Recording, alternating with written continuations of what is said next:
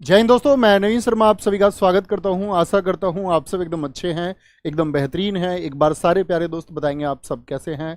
उम्मीद करेंगे एकदम अच्छे होंगे, शानदार होंगे, बेहतरीन होंगे। और अगर साथी कुछ अच्छा नहीं है तो मैं विश्वास करता हूं कि आप एक दिन अपनी मेहनत के दम पर सब कुछ अच्छा करेंगे और एक दिन सब अच्छा होगा।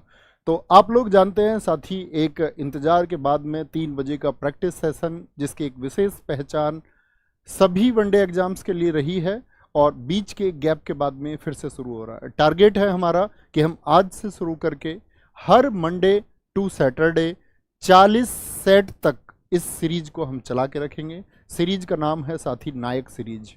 और मैं आप लोगों से वादा करता हूं कि आपके एग्जाम, जो भी 2024 में एग्जाम, अपकमिंग एग्जाम आप देने वाले हैं, चाहे सीपीओ, सीजीएल हो, एसएससी का कोई भी एग्जाम हो, आरपीएफ हो, या आपका स्टेट का कोई एग्जाम जो आप देने वाले हैं, वहां पर ये नायक सीरीज आपको साथी नायक बनाएगी। और एक नायक बनने के लिए आप लोगों को पता होना चाहिए, आपके अंदर कुछ गुण होने चाहिए, जो छात्रों के अंदर गुण होने चाहिए, जिनमें से सबसे प्रमुख गुण होता है साथी एकाग्र होना। बहुत जरूरी है। एकाग्र मतलब आप लोगों का ध्यान लगाना बहुत जरूरी है कि हम ये 40 सेट तक बने रहेंगे या नहीं रहेंगे। जिसको ये जर्नी छोड़नी है वो आज ही छोड़ देगा, और अगर जो आज बना रहेगा तो वो साथी 40 दिन, यानी कि ये हमारा रोज 1.5 घंटे, 60 घंटे का प्रॉमिस मैं आपसे कर रहा हूँ कि चीज़ों को मैं आपको डिलीवर करूंगा। आज हो सकता है कि हम बातें करें इस सेट के बारे में कुछ, तो चीज़ें ऐसा होगा कि कंटेंट शायद थोड़ा कम हो सकता है, क्योंकि हमारे पास इसके लिए 1.5 घंटा रहेगा। उसको हम कभी 1 घंटा 35 मिनट और कभी 1 घंटा 25 मिनट भी रखेंगे, वो कम ज़्यादा हो जाएगा साथी। तो आप लोग इसके लिए कितने उत्साहित हैं, मैं एक बार आप सब लोगों के थम्स अप देखना चाहता हूं कि हाँ, आप एक एनर्जी से इसको करने आए हैं। और जीएस के उस डर को कि जी मेरा स्कोर नहीं हो पाता, मैं बाकी सब्जेक्ट्स अच्छे कर लेता हूँ, जीएस में मेरा स्कोर जो है वो कम हो जाता है, उसको साथी एनहेंस करने के लिए, बढ़ाने के लिए ये सेट आपका आया है। तो ये तो बातें हुई कि जो कॉन्फिडेंस मुझे आपको देना था, एकदम जरूरी कॉन्फिडेंस है, लेकिन सिर्फ मेरे कॉन्फिडेंस देने मात्र से बात नहीं बनती साथी। जरूरियत होगी आप लोगों को, सबसे ज़्यादा ज़रूरत होगी हर रोज़ के रिवीजन की, हर रोज़ के साथी आप लोगों को उत्साह की, जो आपको कक्षा में बनाए रखेगा। साथ ही ऐसा होगा, शुरुआत की 10 कक्षाओं में शायद मटेरियल कुछ ज़्यादा हो, आपको शायद नोट्स बनाने में 2.5 घंटे तक भी लगें, लेकिन विश्वास मानना कि एकदम बेसिक से एडवांस लेवल तक जाने के लिए जीएस की एक क्लास, आप जब परीक्षा हॉल में बैठेंगे तो आपको याद आएगी कि ये जो आपने मेहनत की थी वो निरर्थक नहीं हुई, ये आपने सार्थक मेहनत की है और आप परीक्षा में साथी चमकेंगे। ये आपके भाई का आपसे वादा है। तो सबसे पहले मैं बात करूंगा दोस्त, आज आप लोग जानते ही हैं, छोटी सी बात आप लोगों से करनी है कि आज 1 मई है, और 1 मई को कौन सा दिवस आप लोग जीएस की क्लास में आएंगे तो एक्सपेक्ट करूंगा कि आप जानते होंगे। आप जानते हैं जी, वर्ल्ड लेबर डे है, विश्व श्रमिक दिवस आज मनाया जाता है। तो दोस्त, श्रमिकों की हालात आपको पता है कि श्रमिक 12 घंटे काम करता है अपनी फैमिली के लिए, और आप कंफर्ट जोन में रहते हो और 12 घंटे शायद पढ़ना मुश्किल है, लेकिन आप लोगों को पता है कि शायद अगर आज 12 घंटे मेहनत नहीं की तो कल 12 घंटे तो साथी काम करना पड़ेगा। तो चॉइस इज योर्स, ये आपकी इच्छा है कि आपको टिफिन ले जाकर के 12 घंटे लेबर के लिए काम करना है, या आप 12 घंटे पढ़ के अपने भविष्य को साथी, ये जो दौड़ है स्टूडेंट्स की, इसमें आप अपने प्लेस को जो रिजर्व कर पाते हैं कि नहीं कर पाते, आप उसको सुरक्षित कर पाएंगे नहीं कर पाएंगे, ये आपके हाथ में होगा। तो जर्नी हमारी शुरू होगी आज के यहां से कि आप एक श्रमिक से, एक लेबर से एक नायक, एक हीरो बन पाएंगे या नहीं बन पाएंगे। ये मेहनत मैं आपके पक्ष में साथी पेश करता हूं, आपके पाले में गेंद है कि आप इसे कर पाएंगे या नहीं कर पाएंगे। ठीक है, तो एक बार बोलना कि भैया प्रॉमिस है, हम करके दिखाएंगे। और जब अगर आप मेरे साथ हैं तो साथी किसी भी कंटेंट को और इसी जीएस के घमंड को हमने हमेशा नीचा किया है। हर परीक्षा में, एसएससी का एग्जाम हो, चाहे सीजीएल हो, चाहे सीपीओ, चाहे सीएचएसएल हो, विगत वर्षों की क्लासेस यूट्यूब पर हैं, पेपर आप लोगों के पास हैं, मिलान साथी कर सकते हैं कि हमने इसी जीएस को हमेशा नीचा दिखाया है। फिर से आपकी मेहनत इसको नीचा दिखाएगी। इसका स्क्रीनशॉट ले लेंगे, सुबह हम एक बार सीन 2 लगा देंगे। साथ ही ये सीन 2 पर आप लोग देख पा रहे होंगे, यहाँ पर कुछ एग्जाम के नाम मैंने लिखे हैं। एग्जाम जैसे यहाँ पर सीजीएल है, तो सीजीएल में कितने क्वेश्चन पूछे जाते हैं? प्री मेंस 25 क्वेश्चन, सीपीओ में साथी आपका 50 क्वेश्चन सिर्फ प्री में जीएस आती है आपका, सीएचएसएल 25 क्वेश्चन आपका, एमटीएस प्री 25 क्वेश्चन होंगे आपका, GD 20 question, UP police 38 questions, RPF 50 question. क्योंकि आप जिस परीक्षा की तैयारी कर रहे हैं उसके लिए बहुत जरूरी है ये जानना। जैसे ग्रुप डी के लिए तो अभी अगर हम बात करें आपका और एनटीपीसी का, ये यहाँ पर ग्रुप डी के लिए 40 क्वेश्चन और सीबीटी 1-2 40 और 50 क्वेश्चन। यहां पर लिखा हुआ है साथी स्टैटिक का 25 में से कितना क्वेश्चन पूछा जाता है सीजीएल में, 7 से 8 क्वेश्चन। सीपीओ 1314 और 2023 के डेटा के आधार पर एक बैलेंस करके कुछ यूनिट्स निकाल के आप लोगों के सामने पेश की गई हैं, ठीक है। Polity, history, geography, economics, science, current affairs. तो उम्मीद करूंगा इस स्क्रीनशॉट को आप हमेशा अपने फोन में सुरक्षित रखेंगे। ऐसा कभी आप ना पूछें कि भैया करंट अफेयर्स से कितने क्वेश्चन आएंगे, इकोनॉमिक्स से, क्योंकि छात्रों की सबसे बड़ी परेशानी यही है कि किस सब्जेक्ट से भैया कितने क्वेश्चन पूछे जाते हैं। तो ये चार्ट आपके पास रहेगा, ठीक है। स्क्रीनशॉट ले लिया, थम्स अप कर दे कि भैया स्क्रीनशॉट हम ले चुके हैं और अब हम तैयार हैं। और अगर तैयार हैं तो फिर कुछ चीजें बता दूं। जो सबसे बड़ा क्वेश्चन आएगा, भैया नोट्स कैसे बनाएं, नोट्स कैसे बनाएं साथी। तो मैं बताऊंगा कि इसकी पीडीएफ आपको रोजगार विद अंकित एप्लीकेशन पर क्लास के बाद में 3 बजे की तीन पीएम क्लास के नाम से एक फोल्डर होगा, उसमें एक क्लास मिल जाएगी। दूसरी बात साथी मैं बताऊं कि मेरा पक्ष रहेगा कि आप हाथ से नोट्स बनाएं। शायद थोड़ा समय लगेगा, लेकिन जो फिजिकल मेमोरी होती है ना साथी, वो ज़्यादा बेहतर है। तो हाथ से नोट्स बनाने, हर रोज नोट्स बनाएंगे। मैं एक क्रम से चीज़ें कराऊंगा। हम कोशिश करेंगे कि हम चीज़ों को बहुत बार ना बोलें, उसके लिए काम आप करें, रिवीजन आप करें। दूसरी चीज़ होगी साथी रिवीजन। और रिवीजन आपका किस तरह से होना चाहिए कि आप चीज़ों को याद करें। तो रिवीजन बाय टेक्निक बताएं कि भैया टेक्निक कौन सी, रिवीजन बाय स्कैन टेक्निक, ये साथी याद रख लेना। अब बात आएगी ये स्कैन टेक्निक क्या है। तो मैं कहूँगा कि एक दिन में जो मैंने आपको पढ़ाया, मान के चलो मैंने कोई डेटा आपको दिया, तो आप उसको एक बार पढ़ें ध्यानपूर्वक और फिर आंखें बंद करके एक बार मेमोराइज करें कि मैंने आपको पढ़ाया क्या था, कि मैंने आपको पढ़ाया क्या था। अगर साथी आप उसको आंखें बंद करके मेमोराइज कर पा रहे लिखे हुए को, तो इसका मतलब वो आपकी फिजिकल मेमोरी बन चुकी है, देर तक आपके साथ रहेगी, ठीक है। तो रिवीजन हर रोज करना है। तीसरा एक प्रॉमिस आपका कि भैया अगली क्लास जो होगी ना हमारी, वो पिछली क्लास से इंटरकनेक्ट होगी। एक क्रम से हम चलेंगे ताकि आप लोगों को लगे कि प्रैक्टिस सेशन के थ्रू हम थ्योरी पढ़ते जा रहे हैं। तो क्या होगा साथी, आपका एक प्रॉमिस होगा कि पिछली क्लास में तैयार करके ही अगली क्लास में आऊँगा। पिछली जो क्लास होगी, जो लास्ट क्लास होगी भैया, वो मैं रेडी करके आऊँगा, वो मैं रिवाइज करके आऊँगा और हर रोज़ रिवाइज करके आऊँगा। संडे जो 6 सेट हो जाएंगे हमारे मंडे टू सैटरडे, उसको रिवाइज करेंगे। ये साथी 40 सेट हैं। हर सेट में हर रोज साथी 40 क्वेश्चन होंगे। तो 40 क्वेश्चन होंगे और 1600 क्वेश्चन के माध्यम से मैंने बताया कि मैं आपको 8000 क्वेश्चन तैयार कराऊंगा, जो एकदम अपडेटेड क्वेश्चन होंगे, आज के पैटर्न पर क्वेश्चन होंगे, बेसिक टू एडवांस सब तरह का क्वेश्चन होगा। तो हम 8000 क्वेश्चन ये साथी तैयार कर लेंगे और लगभग ये क्लास अगर कोई घटना नहीं घटती है तो 15 साथी आपका जून तक ये क्लासेस हमारी हो जाएंगी।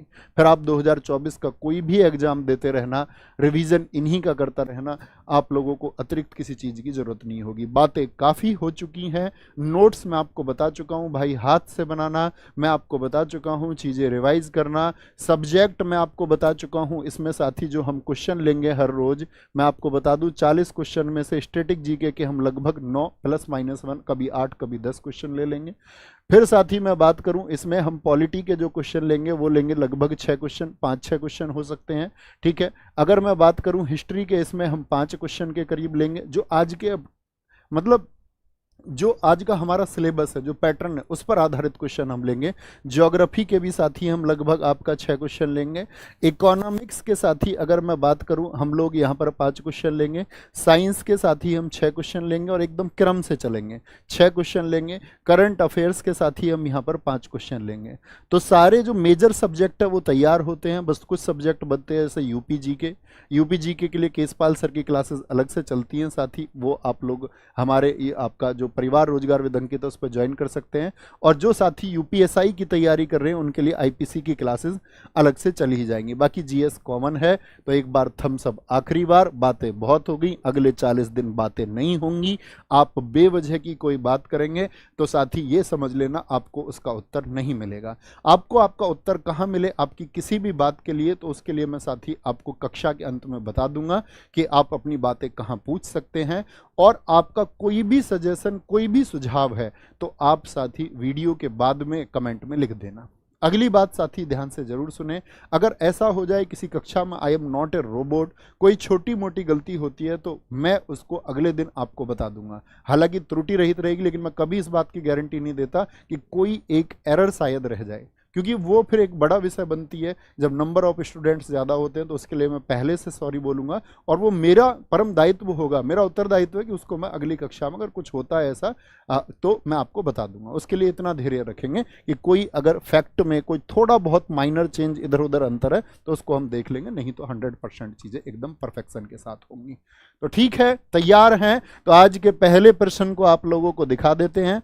ठीक है, आज का पहला क्वेश्चन है साथी, पहला क्वेश्चन है आपका कि 2010 में 2010 में इसके उत्कृष्ट मूल्य और भेद्यता को देखते हुए, यानी कि इसकी जो वैल्यू है और जो वल्नरेबिलिटी थी उसको देखते हुए यूनेस्को ने एक सदियों पुराने, सदी समझते हैं, 100 साल पुराने एक नाटक था, एक थिएटर था मुदियट्टू।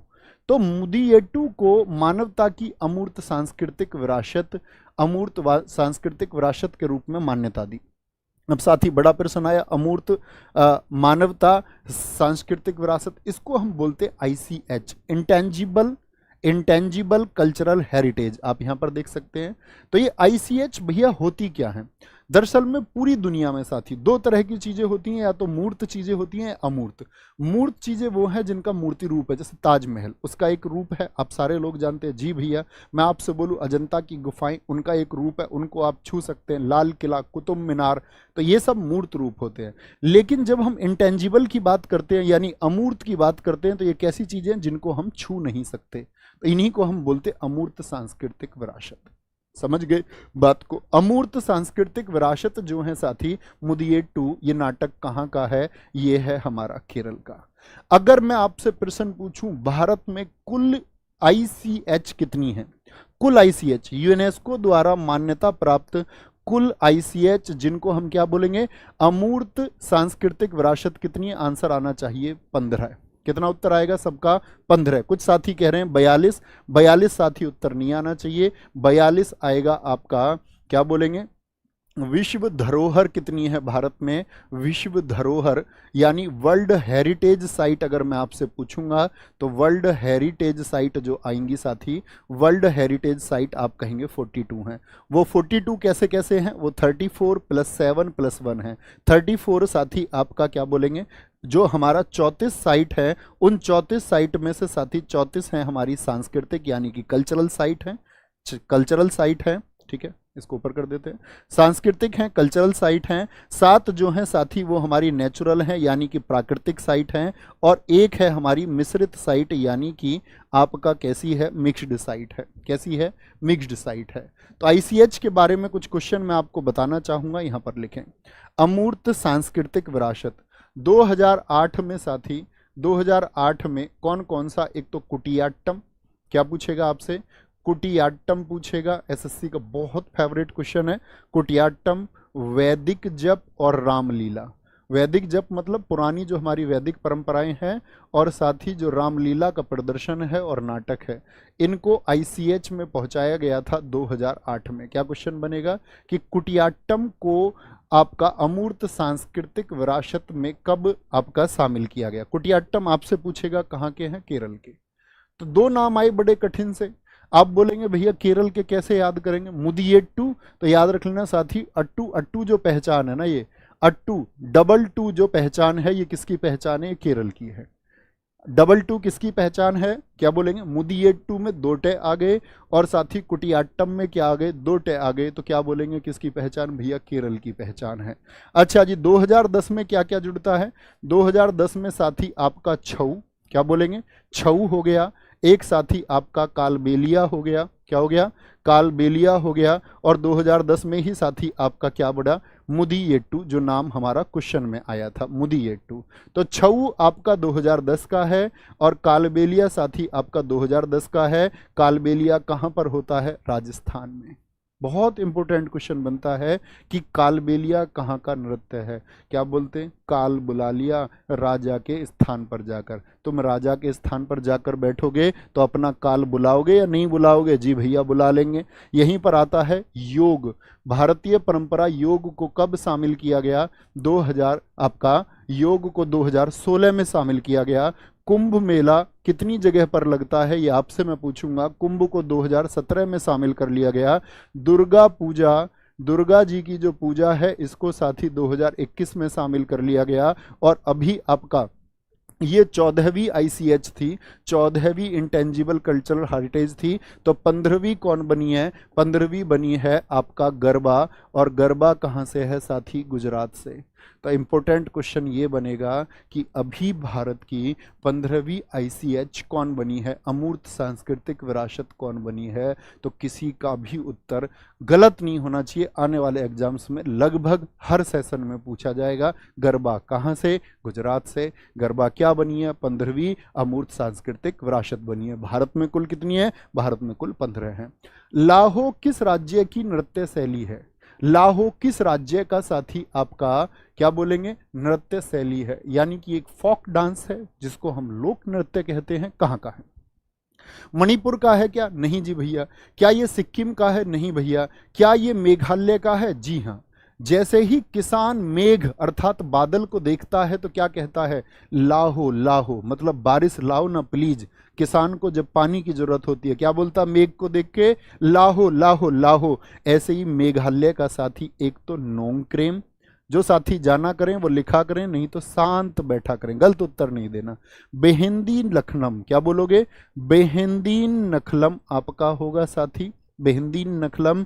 एक साथी आपका सादसुक होगा, क्या होगा, सादसुक होगा। एक साथी आपसे पूछेगा वंगाला होगा। एक साथी आपसे पूछेगा खासी डांस कहाँ का है, खासी डांस क्या बोलेंगे, नोंगक्रेम हो गया भैया आपका। भाई ये लिख लोगे ना इंग्लिश में प्लीज, किसी को दिक्कत तो नहीं है। बेहिंदीन खलम, क्योंकि दोगुना समय लगेगा अगर मैं इंग्लिश में भी ऐसे लिखूं, क्योंकि इनके नाम कभी नहीं बदलेंगे। कोई दिक्कत तो नहीं है, एक बार थम्स अप करना।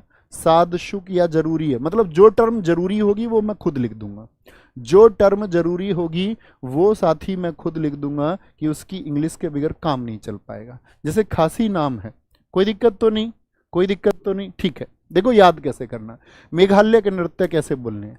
मैं घायल हो गया, तो ये तो बात समझ गए कि मेघ को क्या कह रहे, लाहो। ऐसे मैं घायल हो गया, किसी ने मैं घायल कर दिया, तो मैं क्या बोल रहा हूँ उससे, जब मुझे घायल करा, भाई no crime no crime no crime no crime. क्या बोलूंगा मैं उससे, no crime no crime no crime. बेहिंदी नखल लखम, क्या कितना घायल कर दिया, मैं बेहद घायल कर दिया। मैंने उससे बहुत बोला no crime no crime no crime. और कैसे घायल किया उसने, उसने बगल में दबा के घायल कर लिया मुझे, बगल में दबा के, बगल में दबा लिए तुम, उसने इतने घायल कर दिए। कह रहा हाँ भाई मेरे तो खांसी भी उठी थी जब उसने मेरा गला दबा लिया था, बहुत खांसी उठी मेरे, बहुत खांसी उठी एकदम से कि भाई नो क्राइम नो क्राइम, जब भी नहीं माना। ओहो तू इसीलिए पीटा उसने क्योंकि तू सादा सा सूखा सा ना, सादा सूखा सा, इसीलिए तो ज्यादा घायल कर दिया तू, जी भैया जी भैया, इसीलिए मैं घायल कर दिया उसने। तो ये मेघालय के 5 डांस हैं, कभी मत भूलना। केरल के साथी कथकली, ये वहाँ के आपका कल्चरल डांस है, क्या बोलेंगे इनको, क्लासिकल डांस है वहाँ के, कथकली और मोहिनी अट्टम। अभी बताया ना डबल टैक इसकी पहचान है, डबल टैक इसकी पहचान है, तो क्या बोलेंगे भैया केरल की पहचान है। कली रूट वर्ड भी हमेशा किसका रहेगा हमारी क्लास में, वो रहेगा पहचान, विशेष पहचान केरल की, गलती नहीं करनी। गंगूबाई हंगल का संबंध मुख्य रूप से किस घराने से था, गंगूबाई हंगल बताइए। पटियाला, आगरा, बनारस या किराना घराना। पटियाला पंजाब का एक घराना है, आगरा उत्तर प्रदेश, बनारस उत्तर प्रदेश, किराना भी उत्तर प्रदेश, उत्तर यही होगा। किराना घराना का संबंध कहाँ से है, मुजफ्फरनगर से है, कहाँ से, मुजफ्फरनगर उत्तर प्रदेश से इसका संबंध है। देखो घराना क्या होता है, घराने का मतलब होता है जहां से म्यूजिक की स्टार्टिंग हुई थी। जैसे किसी ने तबला बजाया और अपने 4 शिष्यों को कहीं बैठ करके उसने सिखाया, तो जहां से उसकी शुरुआत हुई वही क्या बना आपका, वही जगह बना घराना। तो घराने से क्वेश्चन पूछेगा, किराना घराने से। अब ऐसा नहीं है आप एक ही दिन में सब कुछ नहीं जान सकते। जैसे आज मैं किराना घराना बताऊंगा, फिर एक दिन आपको पटियाला घराना, इस तरह से हम पूरा सिलेबस को कवर करेंगे कंप्लीट। तो किराना घराना साथी, इसके फाउंडर कौन है, इसके संस्थापक कौन है, इसके फाउंडर हैं भाई करीम खान। देखना किराया और करीम कितने जुड़े हुए नाम लगते हैं, जी भैया ऐसे लगते हैं मौसी मौसी के हों दोनों। क्या बोलेंगे, किराया और करीम दोनों नाम एक जैसे, जी हाँ। किराना घराने के कुछ आर्टिस्ट हैं, कुछ कलाकार हैं, साथ ही कौन कौन प्रमुख कलाकार हैं। तो क्या बोलेंगे कौन कौन प्रमुख कलाकार हैं, एक हैं बलदेव सिंह बाली, बलदेव सिंह, क्या बोलेंगे, बलदेव सिंह बाली हो गए आपका प्रमुख कलाकार हैं। एक है साथी आपके भीमसेन जोशी, क्या बोलेंगे, भीमसेन जोशी का संबंध किससे है, किराना घराने से है। अब्दुल वाहिद खान का संबंध किससे है, अब्दुल वाहिद खान का संबंध किससे है। और साथ ही उपेंद्र भट्ट का संबंध किससे है, उपेंद्र भट्ट का संबंध किससे है। तो क्या कहेंगे भैया जी, किराना घराने से। याद कैसे करने हैं, देखो किराना करीम याद हो जाएगा, जी हाँ। अब देखो फटाफट से, अब देखो फटाफट से क्या बोलेंगे जी, बलदेव सिंह बाली। जब लोग किराए पे घर लेते हैं, किराना मतलब किराया, जब लोग किराए पे घर लेते हैं तो किराएदार को किराया भाई झेलना पड़ता है, तो उसके रेट एकदम से बढ़ा देंगे। बेटा देखो सुनो, कुछ साथी ये पूछ रहे हैं इसके लिए क्लास ले सकता हूँ, उसके लिए नहीं ले सकता हूँ। बच्चों अब मैं इसका उत्तर नहीं दूंगा, आप लोगों को मैं बता चुका हूँ, सारे वनडे एग्जाम के लिए आप ये क्लास ले सकते हैं। All of the one day exam, कोई भी वनडे एग्जाम आपका है, वनडे एग्जाम मतलब एसएससी का कोई भी वेरिएंट है, स्टेट एग्जाम है आपका, कोई भी एग्जाम है जो एक दिन में आपका होता हो, जिसमें आपका मतलब जीएस का एक पार्ट होता हो, ऑब्जेक्टिव होता हो, उसके लिए क्लास आप ले सकते हैं। ऐसे पूछोगे तो दोस्त नहीं बता पाऊंगा, आप भी जानते हैं। क्या बोलेंगे भैया, किराए को बल दे के बढ़ाते हैं, वो नहीं भैया, किराएदार जो, किराएदार को जो मकान मालिक है वो कभी भी किराए को बल से बढ़ा देता, फोर्स लगा के बढ़ा देता है, ठीक है। क्या बोलेंगे, भीम जैसे आदमी भेज देता किराया इकट्ठे करने के लिए, वो जोश में आते हैं, अरे किराया दो, बढ़ा हुआ किराया दो, बढ़ा हुआ किराया दो, उनसे भैया कुछ कह भी नहीं सकते। भीम जैसे आदमी आते हैं जोश में, और किराया भी क्या बोलते हैं भैया, बल से बढ़ाते हैं। अब बेचारा किराएदार क्या कहता, अब्दुल है किराएदार का नाम, कहता वाह हद है, वाह हद है, जब चाहे तब किनारा बढ़ा देते हैं, वाह हद है, वाह हद है। क्या बोलेंगे, ऊ पेन हो गया, ऊ पेन हो गया यार, किराया 12,000 था, ठीक है अभी 14,000 हो गया, ऊ पेन हो गया। क्या हो गया, उपेन, भाई पेन ही बढ़ेगा यार, आदमी का किराया बढ़ते ही ऊ पेन हो गया, ठीक है।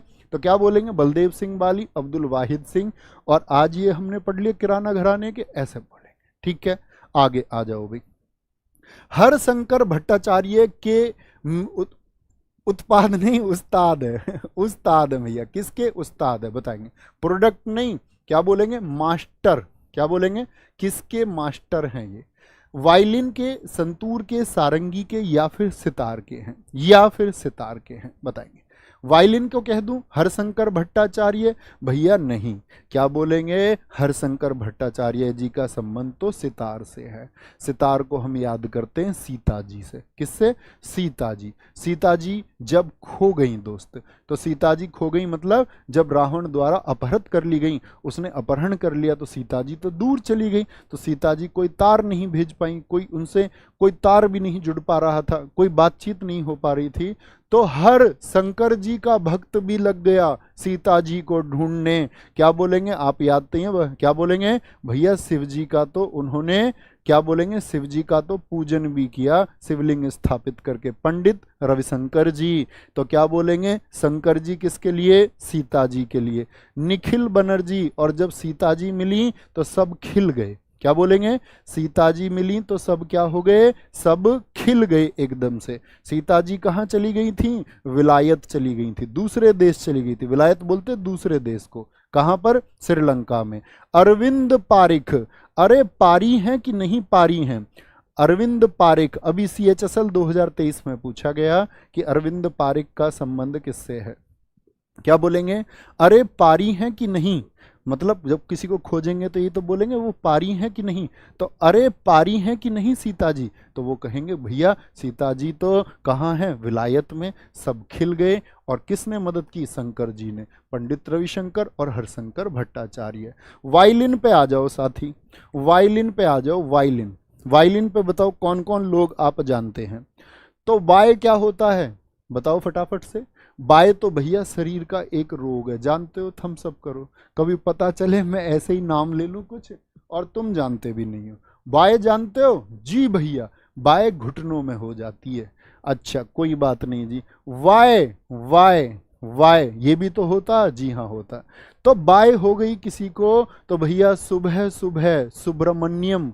कौन से सुब्रमण्यम है ये, सुब्रमण्यम, कौन से सुब्रमण्यम है ये, तो इनको बोलते के सुब्रमण्यम और के वैद्यनाथन। तो ये सुबह सुबह कहाँ जा रहे हैं भैया, वैद्य जी के पास जा रहे हैं। इनको वाय हो गई, इनको वाय हो गई, ठीक है। संतूर, संत लोग क्या करते हैं, शिव जी के भजन सुनते हैं। तो शिव कुमार शर्मा जी, शिव कुमार शर्मा और भजन सोपोरी, क्या बोलोगे, और भजन सोपोरी, ये किससे जुड़े हुए हैं दोस्त हमारे, ये जुड़े हुए हैं भैया संतूर से। संतूर सौतार होते हैं इसमें, इसीलिए बोलते हैं इसको संतूर।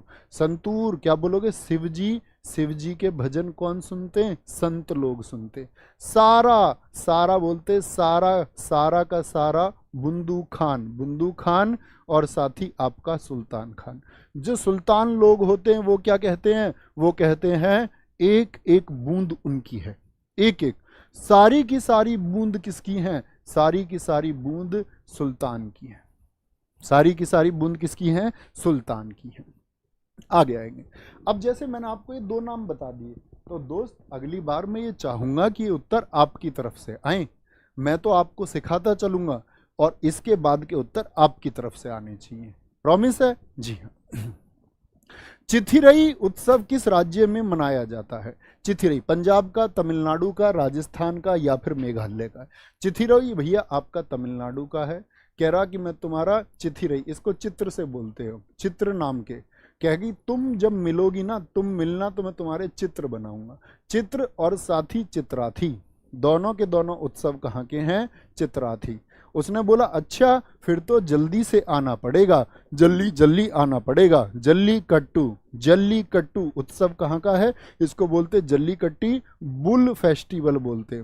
बुल मतलब एक आपका क्या सा होता है, सांड उत्सव होता है। अच्छा जी, उसने बोला हाँ तुम जल्दी जल्दी आना, नहीं तो मैं पागल हो जाऊंगा। पोंगल भी कहाँ पर है, पोंगल भी कहाँ पर है, वो भी साथी आपका तमिलनाडु का है। महामहम क्या बोलेगा, महामहिम मैं जरूर आऊंगा, ऐसी तो बोलते हैं, महामहिम मैं जरूर आऊंगा जी भैया। और पुंथुडू बहुत इंपॉर्टेंट, मार्क करना इसको, पुंथुडू न्यू ईयर ऑफ तमिल है, न्यू ईयर ऑफ तमिल। कुछ फेस्टिवल मैं साथी आपको बताता रहूंगा, एसएससी बहुत पूछती है। नव वर्ष कौन सा है, तमिलनाडु का नव वर्ष कौन सा है। ऐसे कितने साथी हैं जो मुझे बता सकते हैं केरल का नव वर्ष कौन सा है, तब जाने केरल का नववर्ष कौन सा है, साथी बताएंगे। तो चित्राथी, जल्लीकट्टू, पोंगल, महामहम और पुंथुडू। बेसिक चीजें पढ़ते रहेंगे, पहले बेसिक तैयार होना जरूरी है, तब एडवांस की तरफ चलेंगे। भारत ने पहली बार हॉकी में विश्व कप का खिताब कब जीता था, क्योंकि स्पोर्ट्स भी स्टैटिक जीके का पार्ट है, बहुत क्वेश्चन बनेंगे। बहुत बढ़िया, गजब। केरल का भैया विशु है, न्यू ईयर, यानी मेरी क्लास तैयार है। एक बार थम्स अप करना, ऐसे कितने साथी हैं जिनका सपना दिल्ली पुलिस में टूटा, 90 स्कोर करने के बावजूद भी, 85 स्कोर करने के बाद भी, 80+ स्कोर करने के बाद भी जिनको फिजिकल का मौका नहीं मिला, जिनका फिजिकल एक सप्ताह बाद करवा दिया गया। ऐसे कितने अपने प्यारे स्टूडेंट्स हैं जो उस तैयारी को लेकर के बहुत बेहतरीन शानदार तरीके से एकदम आगे बढ़ रहे थे। बहुत गजब साथी आएंगे।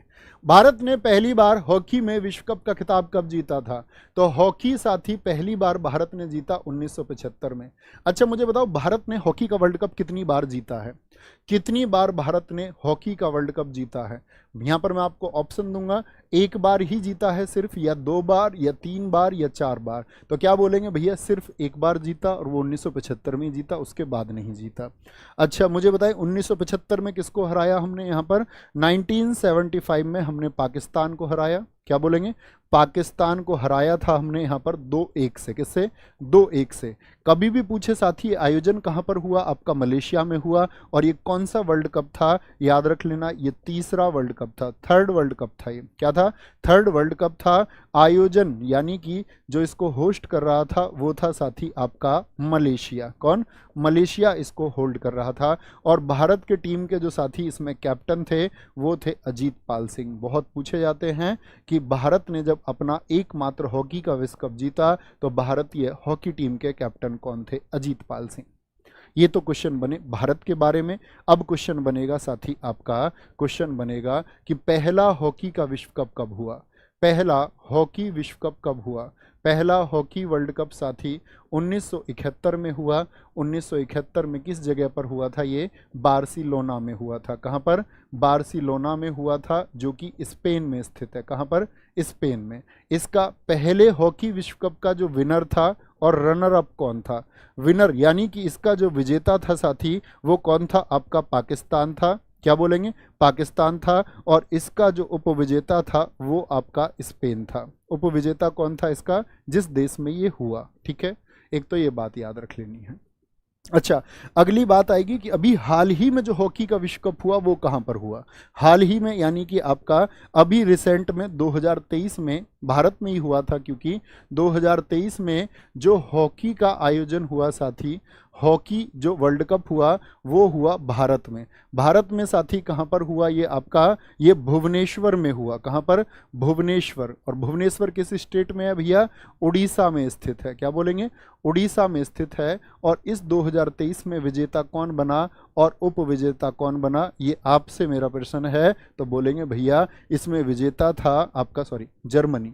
क्या बोलेंगे? इसमें विजेता था जर्मनी। और हराया किसको था? बेल्जियम को हराया था। किसको? बेल्जियम को हराया था 2023 में। और साथ ही आपका 2026 में कहाँ पर इसका आयोजन होगा, ये भी आपसे क्वेश्चन है। तो आप बोलेंगे आयोजन होगा इसका कहाँ पर? बेल्जियम। क्या बोलेंगे? बेल्जियम और नीदरलैंड में होगा। बेल्जियम और नीदरलैंड में होगा साथी। क्या बोलेंगे? बेल्जियम और नीदरलैंड में होगा। गलती नहीं करनी है। ये है अगला कहाँ पर होगा? 2023 में किसने जीता साथी? आपका भारत में आयोजित हुआ, जर्मनी ने जीता, बेल्जियम को हराया। पहले में कौन जीता था? पाकिस्तान जीता था। किसको हराया था साथी? स्पेन को हराया था। और भारत ने किसको हराया? तो भारत ने हराया पाकिस्तान को। रिक्त स्थान पंजाब राज्य से संगीत का एक मुखर रूप है। हर राज्य में साथी म्यूजिक का एक फॉर्म होता है, धीरे धीरे आप जानेंगे। तो मुझे बताएं कि मुखर रूप है पंजाब का। कव्वाली क्या पंजाब का है? नहीं जी। गजल क्या पूरे भारतवर्ष का है? टप्पा भजन पूरे भारतवर्ष का है। टप्पा ये पंजाब का है। क्या बोलेंगे? ये पंजाब का है। इतना तो आप जानते हैं, नहीं जानते? जी हाँ। कैसे जी? अगर किसी को आपने पंजा मार दिया बहुत तेज तो वो टप्पा किसको बोलते? बाउंस को। गेंद करती है ना बाउंस, टप्पा समझते हो? नहीं? यस और नो? जी भैया समझते। तो किसी को आपने बहुत तेज पंजा मार दिया, वो टप्पा खा जाएगा कि नहीं खा जाएगा? जी भैया वो टप्पा खा जाएगा। जुगनी कहाँ का म्यूजिक है? ये भी पंजाब का म्यूजिक है। तो क्या बोलेंगे? कभी कभी हम पंजा मार के ये भी बोलते जुग जुग जियो बेटा, जुग जुग जियो। पंजा मार के ही हम क्या बोलते हैं? ये ऐसे समझ लो, वो जुग जुग जीता पंजा मारकर तुमने उसका जो जीवन है वो छीन लिया। तो वो किसी का सुहाग उजाड़ दिया किसी ने पंजा मारकर। या सोचो पंजा मार के आशीर्वाद दिया सदा सुहागन रहो। ऐसे मैं खुद को ही आशीर्वाद दे रहा हूँ सुहागन का। कमाल है। लोरियन और साथी आपका घोरियन। क्या बोलोगे? लोरियन और घोरियन। क्या बोलेंगे? अब भाई सोचो, किसी का पंजा मार के किसी को आपने टप्पा खिला दिया तो वो उछला, तो बच्चा था कोई, रोया बड़े जोर जोर से, फिर तुमने उसको लोरी सुनाई। ठीक है, लोरी और घोरी दोनों याद रखो। लोरियन याद रहेगा लोरी से, तो फिर घोरियन भी याद रहेगा। लोरियन और घोरियन। दुनिया का सबसे पुराना टेनिस टूर्नामेंट कौन सा है? दुनिया का सबसे पुराना जो टेनिस टूर्नामेंट है वो कौन सा है? साथ ही टेनिस टूर्नामेंट की जब हम बात करते हैं तो 4 ग्रैंड स्लैम हम हमेशा याद रखते हैं। और 4 ग्रैंड स्लैम का जो क्रम है वो होता है ऑफ बाउ। केमिस्ट्री का एक सिद्धांत है जिसको हम बोलते हैं ऑफ बाउ। ए से होता है साथ ही आपका ऑस्ट्रेलियन ओपन, ये इनके होने का क्रम है, परीक्षाओं में बहुत पूछा जाता है। ऑस्ट्रेलियन ओपन, फ्रेंच ओपन, आपका विंबलडन होता है। क्या होता है, विंबलडन होता है, और साथ ही यू से होता है आपका यूएस ओपन। ये इनके होने का क्रम है, याद रखेंगे। ऑफ बाउ कैसे होते हैं, इसी क्रम में होते हैं। पहले होगा ऑस्ट्रेलियन ओपन, जैसे 2024 का ऑस्ट्रेलियन ओपन हो चुका है। अच्छा, इनसे और क्या क्वेश्चन बनेगा कि भैया जब सबसे पुराना मैंने आपसे पूछा तो कौन सा कहा आपने, विंबलडन कहा। विंबलडन सबसे पुराना, कितना पुराना भैया, 1877 का है। यूएस ओपन की बात करें 1881 का है, फ्रेंच ओपन 1891 का है, और ऑस्ट्रेलियन ओपन 1905 का है। ठीक है, याद रखेंगे, क्या बोलेंगे, 1877। विंबलडन सबसे पुराना, यानी ये प्रतियोगिता 1877 में शुरू हुई। इसके साथ ही 4 वर्षों के बाद में जो हुआ आपका यूएस ओपन हुआ, उसके 10 वर्षों के बाद में जो हुआ वो फ्रेंच ओपन हुआ साथी, और अगर मैं बात करता हूं उसके साथ ही 1905 में ऑस्ट्रेलियन ओपन। क्या डिफरेंस बनेगा, देखो यहां पर याद रख लेना, यहां पर ध्यान से देखना और क्या क्या अंतर बनता है कि विंबलडन एकमात्र ऐसा है जो घास पर खेला जाता है, ग्रास कोर्ट पर। किस पर, घास पर। कैसे याद रखेंगे, विंबलडन। तो बंडल किसके बनने हैं, ऐसे याद रख लो, विंबलडन बोलते हैं इसको, वी बंडल। ठीक है, क्या बोलेंगे, विम बंडल बोलते हैं। ठीक है, वंडलन। तो आप लोगों को तो याद रखना है कि भैया विंबलडन है, तो क्या बोलेंगे, बंडल किसके बनेंगे, घास के बनेंगे। क्या बोलेंगे, किसके बनेंगे, घास के बनेंगे। Sir ji second hockey world cup India ने जीता, बेटा नहीं, हॉकी वर्ल्ड कप पहला 1971 में हुआ, दूसरा 1973 में हुआ था, तीसरा हुआ था 1975 में।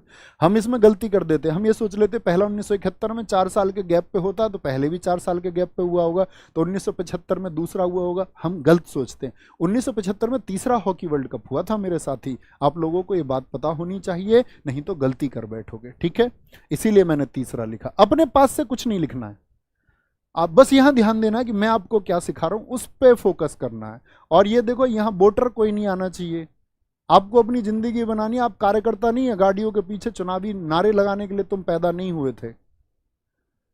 कुछ तो वोट मांगने आ गए हैं यहाँ पर, उन्होंने सोचा इतने सारे बच्चे तो वोट मांग लेते हैं, ये एक जगह के बच्चे नहीं है भाई। तो क्या बोलेंगे, ये घास पर। बंडल किसके बनाने हैं, घास के बनाने हैं। फ्रेंच जो होता है साथी ये मिट्टी पर खेला जाता है, मिट्टी पर। फ्रेंच जानते हैं, फ्रेंच जो फ्रेंच कट रखते हैं दाढ़ी, देखें कुछ लोग अमीर लोग, भाई अमीर लोग फ्रेंच कट रखते हैं, ये वाली दाढ़ी नहीं रखते वो, ये वाली दाढ़ी रखते हैं बस, देखे हैं ऐसे कुछ तुमने, बड़े सुंदर लगते हैं वो लोग। तो क्या बोलेंगे भैया, फ्रेंच लोग जो फ्रेंच रखते हैं ना वो अमीर होते हैं। तुम्हारे भी कुछ रिश्तेदार होंगे ऐसे जिनके ये वाली दाढ़ी होती है, तो बोलेंगे जी भैया। तो वो लोग मिट्टी को नापसंद करते हैं, मिट्टी पर नहीं खेलते। फ्रेंच लोग मिट्टी पर कोई नहीं, कौन नहीं खेलता, जो फ्रेंच दाढ़ी वाले होते हैं। और ऑस्ट्रेलियन और यूएस ओपन याद करने की जरूरत नहीं है, तो सिंपल कोर्ट जिसको हम हार्ड कोर्ट कहते हैं, जिसको हम हार्ड कोर्ट कहते हैं, ये हार्ड कोर्ट पर खेले जाते हैं। क्या बोलेंगे, हार्ड कोर्ट पर खेले जाते हैं। 2024 हो चुका है, मुझे बताओ ऑस्ट्रेलियन ओपन 2024 किसने जीता।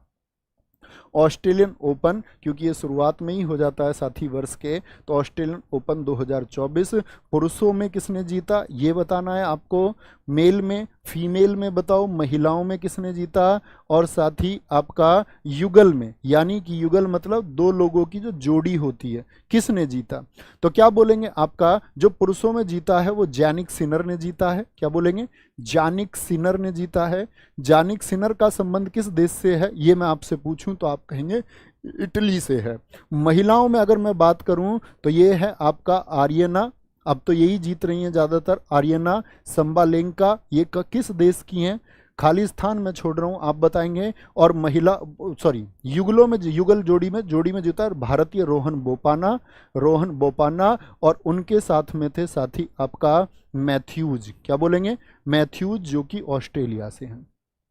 आर्यना संबलंका का संबंध किस देश से है, मैं ये आपसे पूछना चाहता था, कई साथियों ने ठीक उत्तर दिया, बेलारूस से हैं। किस देश की हैं।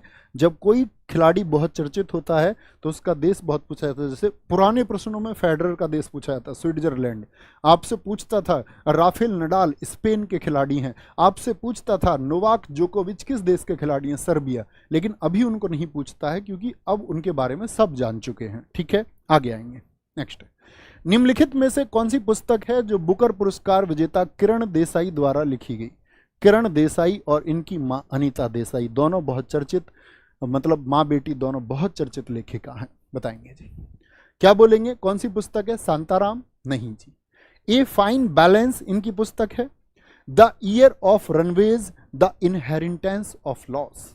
और बुकर पुरस्कार मिला है किस साल में मिला, ये बहुत इंपॉर्टेंट बात रहेगी, तो बोलेंगे द इनहेरिटेंस ऑफ लॉस, 2006 में इसको बुकर प्राइज मिला है। क्या मिला है? इसको बुकर प्राइज मिला है, ये आपको पता होना चाहिए साथी, बुकर प्राइज। और इन्हीं की अगर मैं बात करूं किरण देसाई की, और इनकी माताजी की भी बात करेंगे, किरण देसाई की 2 किताबें और मैं आपसे कहूंगा जो आपको पता होनी चाहिए साथी, एम्बलेंस ऑफ ट्रांसफॉर्मेशन। क्या बोलेंगे? एम्बलेम्स ऑफ ट्रांसफॉर्मेशन किसकी बुक है? एम्बलेंस ऑफ ट्रांसफॉर्मेशन किसकी बुक है? तो आपकी किरण देसाई की बुक है। आपसे पूछे हल्ला बालू, क्या बोलोगे? हल्ला बालू इन द ग्वावा ऑर्चर्ड, क्या बोलोगे? हल्ला बालू इन ग्वावा ऑर्चर्ड, ये किसकी बुक है? ये किरण देसाई की बुक है। इनकी माता का नाम है अनीता देसाई। इन कस्टडी बहुत पूछी जाने वाली पुस्तक है, अनीता देसाई। इनकी कौन सी पुस्तक है साथी आपकी? एक तो याद रख लेना फास्टिंग फीस्टिंग, क्या बोलेंगे? फास्टिंग और फीस्टिंग बुक किसकी है? फास्टिंग फीस्टिंग बुक किसकी है? और साथी आपका आपका इन कस्टडी, क्या बोलेंगे? इन कस्टडी बुक किसकी है? तो आप कहेंगे भैया ये है अनीता देसाई की। 2 किताबें दोनों की याद रख लेना, बहुत महत्वपूर्ण है। आगे आएंगे, नेक्स्ट है संविधान सभा। तो 9 प्रश्न हुए स्टैटिक जीके के। ऐसा कोई है जिसने 9 में से अच्छे बताए हो प्रश्न, मतलब अच्छा स्कोर रहा हो? संविधान सभा का पहला सेशन कब हुआ था? एकदम क्रम से। फिर हम आपका प्रस्तावना की तरफ चलेंगे, प्रस्तावना के बाद में भाग 1 की तरफ चलेंगे, फिर हम आपका पढ़ेंगे सिटीजनशिप को, फिर साथ ही हम फंडामेंटल राइट्स, फिर हम आपका डीपीएसपी से होते हुए फिर आगे बढ़ते रहेंगे। ठीक है, तो बताएं पहला सत्र कब हुआ था? 9 दिसंबर 1946 को हुआ था साथी, पहला। मुझे बताएं, मैं आपसे क्वेश्चन पूछता हूं, संविधान सभा की स्थापना किस वर्ष हुई थी? जो कॉन्स्टिट्यूएंट असेंबली थी उसको साथी किस दिन इस्टेब्लिश किया गया था? संविधान सभा की स्थापना तो आप लोग याद रख लेना, हमेशा बोलना, 6 दिसंबर 1946 को की गई, 1946 में। और किस सिस्टम पर की गई? फ्रेंच कस्टम पर, फ्रेंच प्रथा के आधार पर, फ्रेंच प्रथा पर आधारित थी ये। भारत में संविधान सभा की स्थापना किस देश से प्रेरित थी? तो फ्रेंच प्रथा से प्रभावित थी। ठीक है, अच्छा जी, दूसरा प्रश्न बताएं, जब 9 दिसंबर को हुई तो इसमें जो साथी आपका पहला संबोधन किया वो किसने किया था? पहला संबोधन मतलब जो पहले स्पीकर बने वो कौन बने थे? तो पहले स्पीकर बने इस सत्र में जेबी कृपलानी। क्या बोलेंगे? जेबी कृपलानी ने सबसे पहले इसको साथी संबोधित किया। मुझे बताओ, जो पहला सत्र हुआ उसमें अध्यक्ष कौन बने थे? पहले अध्यक्ष कौन बने थे? जो अस्थायी अध्यक्ष थे, अस्थायी अध्यक्ष थे, 9 दिसंबर को ही बनाए गए। कौन थे दोस्त? सच्चिदानंद थे। कौन थे? सच्चिदानंद सिन्हा थे, ये बात याद रख लेनी है, सच्चिदानंद सिन्हा थे। मेरा आपसे क्वेश्चन है कि मुझे बताओ संविधान सभा के कुल कितने सत्र हुए थे? आप लोगों को 9, 11 और 13 ये डेट नहीं भूलनी है दोस्त। क्यों नहीं भूलनी है? देखो, 9 दिसंबर आप लोग जान चुके, 11 दिसंबर को फिर क्या हुआ? क्योंकि सच्चिदानंद सिन्हा सबसे बुजुर्ग थे तो उनको उस समय बना दिया गया। फिर 2 दिन बाद किसको चुना गया? राजेंद्र प्रसाद जी को, ये बने आपका परमानेंट प्रेसिडेंट। राजेंद्र प्रसाद कौन बने? ये साथी आपका 11 दिसंबर को ये बन गए आपका स्थायी अध्यक्ष। और संविधान सभा के साथी मैं आपसे पूछ रहा हूं कि कुल कितने सेशन हुए थे? तो आप कहेंगे कि भैया कुल सेशन जो हुए आपका, कुल जो सत्र हुए आपका, वो उनकी संख्या है 11। कितनी? 11। 13 दिसंबर को साथी क्या हुआ था? 1946 में ही 13 दिसंबर को हुआ था कि उद्देश्य प्रस्ताव पारित किया था। उद्देश्य प्रस्ताव कौन लेकर के आया था? तो आप कहेंगे उद्देश्य प्रस्ताव भैया पंडित नेहरू जी ने पेश किया था। किसने? पंडित नेहरू जी ने पेश किया था। ये गलती नहीं करनी है। ठीक है, आगे आएंगे। अच्छा, मैं आपसे पूछूं यहाँ पर कि जो पहला सत्र है वो कब से कब तक चला था? पहला सत्र ये तो सब लोग जानते हैं, एसएससी ने पूछा आपका सीजीएल में कि पहला सत्र कब चला। 9 दिसंबर से शुरू होके 23 दिसंबर 1946 तक चला है। ये बहुत इंपॉर्टेंट है, ये बात मार्क करके रखना कि पहला सेशन शुरू तो 9 दिसंबर को हुआ, लेकिन चला कब तक? 23 दिसंबर तक चला। क्या बोलेंगे? 23 दिसंबर तक भैया वो चला था। भारत की संविधान सभा का परामर्शदाता कौन था? किस व्यक्ति को पहले ही दिन यानी 9 दिसंबर 1946 को आपका सलाह देने के लिए, क्या देने के लिए? सलाह देने के लिए, मतलब एडवाइजर बनाया गया। कौन थे एडवाइजर? डॉक्टर भीमराव अंबेडकर थे क्या, या आपका डॉक्टर राजेंद्र प्रसाद थे, या फिर श्री बी एन राव थे, या डॉक्टर के एम मुंशी? तो बी एन राव को बनाया गया संविधान सभा का परामर्शदाता, या इन्हीं को हम साथी क्या बोल सकते हैं, कॉन्स्टिट्यूएंट एडवाइजर यानी संवैधानिक सलाहकार भी इनको पूछा जा सकता है। तब भी उत्तर यही होगा, भाषा बस बदल सकता है। संवैधानिक सलाहकार यही थे। और याद रख लेना, आपसे कभी पूछे संविधान का पहला प्रारूप किसने बनाया था, संविधान का जो पहला ड्राफ्ट था, संविधान का पहला प्रारूप वो किसने बनाया था, पहला प्रारूप बनाया श्री बी एन राव ने, याद रख लेना। और ये कब बनाया था इन्होंने, अक्टूबर 1947 में बनाया था, जिसमें इन्होंने 243 आर्टिकल बताए थे। कितने कितने अनुच्छेद बताए थे पहले प्रारूप में, 243 अनुच्छेद थे। ठीक है, भारत की संविधान सभा का गठन किया गया, मतलब भारतीयों के लिए एक संविधान होगा, इसका जो साथी चुनाव किया गया वो किसके द्वारा, किस बेसिस पर, क्रिप्स प्रस्ताव के आधारों पर, यानी क्रिप्स प्रस्ताव जो 1942 का है। आप कहेंगे नहीं, क्रिप्स प्रस्ताव तो साथी आप लोग जानते हैं 1942 में भारत छोड़ो आंदोलन, क्विट इंडिया मूवमेंट चल चुका था। तो उस समय भारतीयों ने जो प्रथम विश्व युद्ध के बाद में द्वितीय विश्व युद्ध शुरू हुआ 1939 से 45, उसमें भारतीयों ने इनकार कर दिया अंग्रेजों की मदद को। तो क्रिप्स मिशन तो आया भारतीयों को मनाने के लिए, किस बात के लिए, भारतीयों को द्वितीय विश्व युद्ध में सहयोग के लिए मनाने को। तो इसका तो कोई लेना देना नहीं। तो कैबिनेट मिशन योजना जो 1946 की है, कब की, 1946 की, याद रख लेना, इसको साथी कभी गलती ना करना। 24 मार्च 1946 को कैबिनेट मिशन जो है ना आपका, कैबिनेट मिशन, इसको सीएम बोलेंगे, ये दिल्ली आया। कैबिनेट मिशन दिल्ली कब आया, ये आपका क्या बोलेंगे, 24 मार्च को साथी दिल्ली आया था। और पेश कब किया था कैबिनेट मिशन ने, जो अपना प्रस्ताव है वो 16 मई को पेश कर दिया था, 16 मई 1946 को, कभी गलती ना करें। भारतीय स्वतंत्रता अधिनियम ये 1947 का है साथी। और माउंटबेटन योजना जो है साथी, माउंटबेटन योजना ये भी 1947 की है। ठीक है, अब यहां से दो क्वेश्चन और पूछे जाते हैं कि जो कैबिनेट मिशन भारत में आया उसका अध्यक्ष कौन था। कैबिनेट मिशन का जो साथी अध्यक्ष किसको बनाया गया भारतीय संविधान के लिए, और साथी आपका उपाध्यक्ष किसको बनाया गया, और इसमें सदस्य कुल कितने थे, इसमें सदस्य यानी मेंबर कितने थे। तो इसका अध्यक्ष बनाया गया किनको, आपका बोलेंगे भाई फटाफट से, बहुत सारे साथियों ने बोला पैंथिक लॉरेंस, पैंथिक लॉरेंस।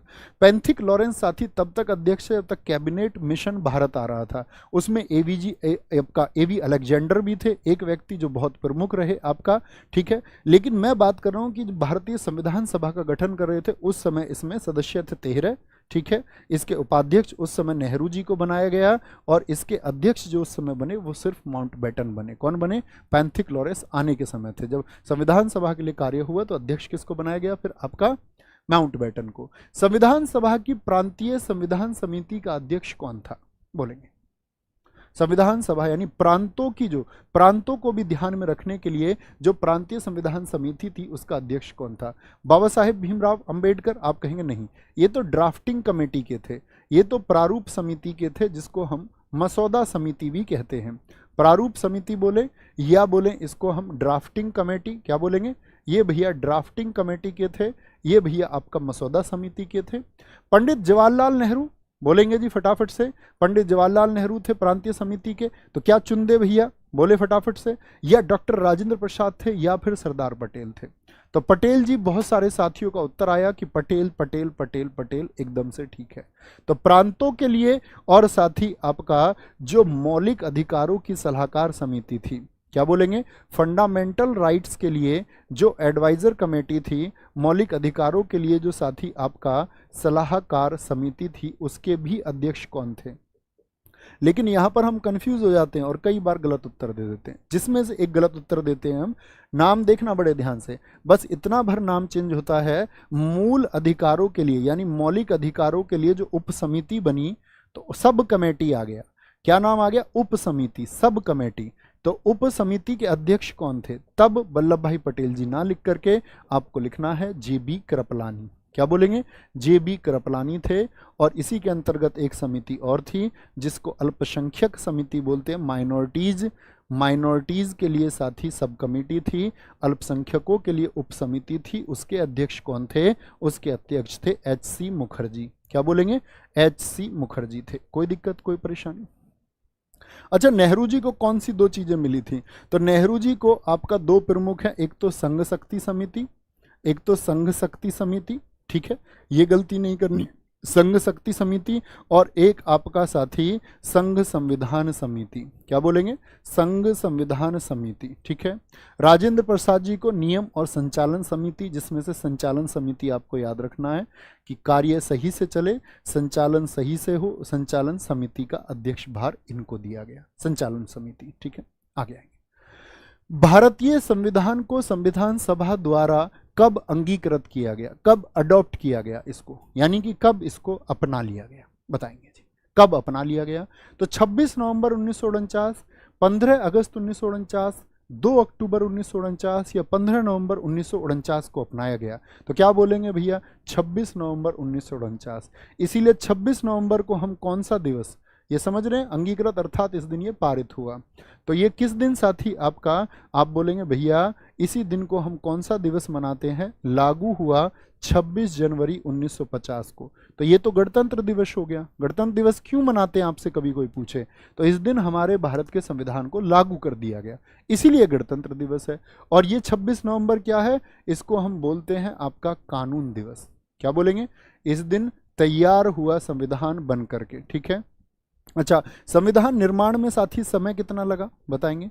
संविधान के निर्माण में जो कुल समय लगा आपका, यानी 24 जनवरी 1950 को अंतिम बैठक हुई थी, और आपको मैंने बता ही दिया कि 9 दिसंबर 1946 को पहली बैठक हुई थी। कुल 165 बैठक हुई थी, ये भी बात याद रख लेना। कुल कितनी? 165 बैठक हुई थी, और समय कितना लगा था उसमें? तो क्या बोलेंगे? संविधान निर्माण में जो भैया टाइम लगा वो सारे साथी मेरे हिसाब से जानते होंगे। 2 वर्ष 2 ईयर 11 माह और आपका 11 मंथ्स और 18 डेज, 18 दिन, 2 वर्ष 11 माह और 18 दिन। बहुत खूब, बहुत शानदार। आगे भारतीय संविधान सभा में कुल कितनी महिला सदस्य थी? बोलेंगे जी, भारत की जो संविधान सभा थी उसमें कुल कितनी महिला सदस्य थी? 15, 13, 12 और साथी 10 थी। तो कुल महिला सदस्य कितनी थी? 15 थी। मैं आपसे पूछूं 15 में से कितनी महिलाओं ने हस्ताक्षर किए? क्या बोलेंगे? 15 महिलाओं में से कितनी महिलाओं ने हस्ताक्षर किए हैं? कितनी महिला ने भारतीय संविधान की जो कॉपी थी, कितनी महिला ने साथी हस्ताक्षर कर दिए थे? तो क्या बोलेंगे? कितनी महिलाएं थी? ये बड़ा जटिल सा प्रश्न हो जाएगा। 15, 12, 8, 7, 13 कह रहे हैं कुछ दोस्त, तो भैया हस्ताक्षर हुए हैं 11 के। और इन महिलाओं से क्या क्या क्वेश्चन बनते हैं याद रख लेना। क्या बोलोगे? विजय लक्ष्मी पंडित उन महिलाओं में से एक थी या नहीं थी? बोलो जी भैया। विजय लक्ष्मी पंडित, इनके साइन है कि नहीं है? जी नहीं, इन्होंने इस्तीफा दे दिया था। विजय लक्ष्मी पंडित जी ने क्या कर दिया था? इस्तीफा दे दिया था। दूसरा, राजकुमारी अमृत कौर थी। इन सब से क्वेश्चन पूछे जाते हैं, याद रख लेना। राजकुमारी अमृत कौर जी से क्या प्रश्न पूछा जाएगा कि राजकुमारी अमृत कौर जो है वो भारत की पहली हेल्थ मिनिस्टर थी, पहली स्वास्थ्य मंत्री थी। यही थी जो साथी गांधी जी के साथ कहाँ सेवाग्राम आश्रम में रहती थी, राजकुमारी अमृत कौर। सुचेता कृपलानी, और याद रख लेना सुचेता कृपलानी, याद रखेंगे जी भैया। सुचेता कृपलानी को किस चीज के लिए जाने जाएंगे? ये पहली महिला मुख्यमंत्री है, पहली महिला सीएम है, और किस स्टेट की बनी थी? यूपी की बनी थी। भारत की पहली महिला मुख्यमंत्री कौन है? इन्हीं के पति हैं जेबी कृपलानी। कितने लोग पहली बार इस बात को जान रहे हैं कि सुचेता कृपलानी के ही पति हैं जेबी कृपलानी। चौथी महिला थी साथी आपका सरोजनी नायडू, इनका हो गया था निधन संविधान लागू होने से पहले ही। सरोजनी नायडू, क्या बोलेंगे? पहली राज्यपाल थी, इनका साथी निधन हो गया था। इनका क्या हो गया था? निधन हो गया था। 5वीं थी साथी आपका लीला रॉय, इन्होंने भी इस्तीफा दे दिया था। लीला रॉय, तो पूछ लेगा कौन सी निम्नलिखित महिला थी जिसने इस्तीफा दिया था? लीला रॉय ने इस्तीफा दे दिया था। एक है साथी आपका हंसा मेहता, क्या बोलेंगे? हंसा मेहता। इनके पति भी साथी जो आपका ये संविधान सभा है उसके सदस्य थे। क्या कुछ लोग बता सकते हैं इनके पति का क्या नाम था? हंसा मेहता। और 7वां मैं आपसे पूछूं साथी, हंसा मेहता के अलावा और थी आपकी कमला चौधरी, क्या बोलोगे? कमला चौधरी। और अब आएंगे सबसे इंपॉर्टेंट पर्सन। कमला चौधरी जी के बाद में आपका साथी जी दुर्गाबाई हैं। कौन है? जी दुर्गाबाई। ये 8वीं महिला थी।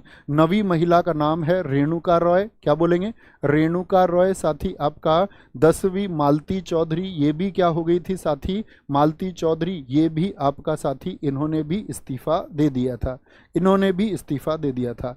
अब आता है सबसे इंपॉर्टेंट है दक्षिणायन। क्या बोलेंगे? दक्षिणाई आपका वेलायुधन। एकमात्र महिला कौन थी जो 15 महिलाओं में से दलित थी? क्या बोलेंगे? पहली दलित महिला कौन थी जो संविधान सभा में थी? तो क्या बोलेंगे? वो दक्षिणाई वेलायुधन है। कौन है? दक्षिणाई वेलायुधन है, एकमात्र महिला।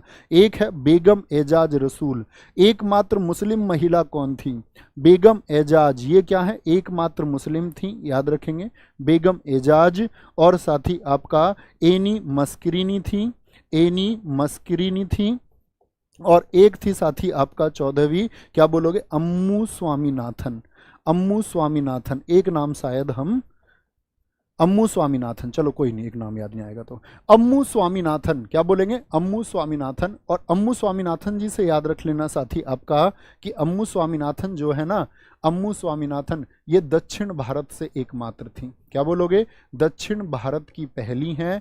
और सबसे इंपॉर्टेंट बात है, इन सारी महिलाओं में सबसे पहले जो साइन है ना, वो अम्मू स्वामीनाथन के ही है। सबसे पहले हस्ताक्षर भी किसके हैं? वो साथी आपका अम्मू स्वामीनाथन के हैं। भैया thank you for the class. मेरे दोस्त थैंक यू नहीं बोलना, रिजल्ट बना के दिखाना है। मेरा लालच है इस क्लास में कि इस बार एसएससी के हर एग्जाम में जो क्वेश्चन पूछा जाएगा उसको इस कक्षा से दिखाएंगे, और आप उसके गवाह होंगे। आप रिजल्ट बना के दिखाओगे, नौकरी आपको मिल के रहेगी। आप ये बोलोगे भैया मैंने जॉब ली, मेरा आपसे लालच है।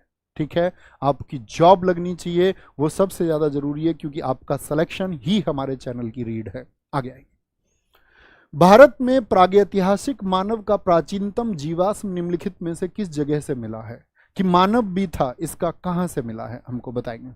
बहुत बढ़िया, एक साथी ने याद दिलाया, पूर्णिमा बनर्जी। बिल्कुल ठीक लिखा था इन्होंने। 15वीं जो महिला रह गई वो पूर्णिमा बनर्जी। भैया लिख लेना, अभी याद आया आपका कमेंट देख के, बहुत थैंक यू। तो कहां से मिला साथी? ये भीमबेटका से, हथनौरा से, सरायनार नहर से, या फिर दमदमा से। भीमबेटका आपका मध्य प्रदेश में है, हथनौरा साथी आपका मध्य प्रदेश में है, सराय आपका साथी यूपी में है, और साथी अगर दमदमा की मैं बात करूं, ये भी आपका यूपी का स्थल है। लेकिन इनमें से मानव का साक्ष्य मिलता है सबसे पहले हथनौरा से। यहां से मानव की खोपड़ी मिली। कब? 1982 में इसको खोजा गया एएसआई द्वारा। एएसआई समझते हैं? आर्कियोलॉजिकल सर्वे ऑफ इंडिया, भारतीय सर्वेक्षण विभाग द्वारा। और इसी को कहा गया नर्मदा मैन। कौन सी? इसी खोपड़ी को, जो यहाँ से खोपड़ी मिली थी। तो नर्मदा मैन का संबंध किससे है? हथनौरा स्थल से है। और हथनौरा कहाँ पर है साथी? आपका एमपी में। भीमबेटका कहाँ पर है साथी? ये भी मध्य प्रदेश में स्थित है, बहुत प्रश्न पूछा जाता है। निम्नलिखित में से किस भारतीय पुरातत्वविद यानी जो आर्कियोलॉजिस्ट था, उसने पहली बार भीमबेटका की गुफाएं, अभी मैंने आपको बताया भीमबेटका की गुफाएं कहाँ पर है, वो एमपी में। तो उनके जो शैल चित्र है, शैल चित्र बोले जो चट्टान काट करके जो चित्र बनाए गए, जो आपका क्या बोलेंगे, चट्टान काट करके चित्र बनाए गए, उनको बोलते हैं हम रॉक पेंटिंग्स। के प्रागैतिहासिक महत्व को खोजा। कौन व्यक्ति है इसने भीमबेटका की गुफाओं को खोज दिया? तो माधव स्वरूप वत्स थे, एचडी संकालिया थे, या वीएस वाकड़कर थे? कौन थे? वीएस वाकड़कर थे। तो मुझे ये बताओ साथी, इन्होंने प्रश्न पूछा था, वीएस वाकड़कर ने आपका जो भीमबेटका की गुफाओं को वो कब खोजा? तो 1957 में खोजा, 1957 में खोजा।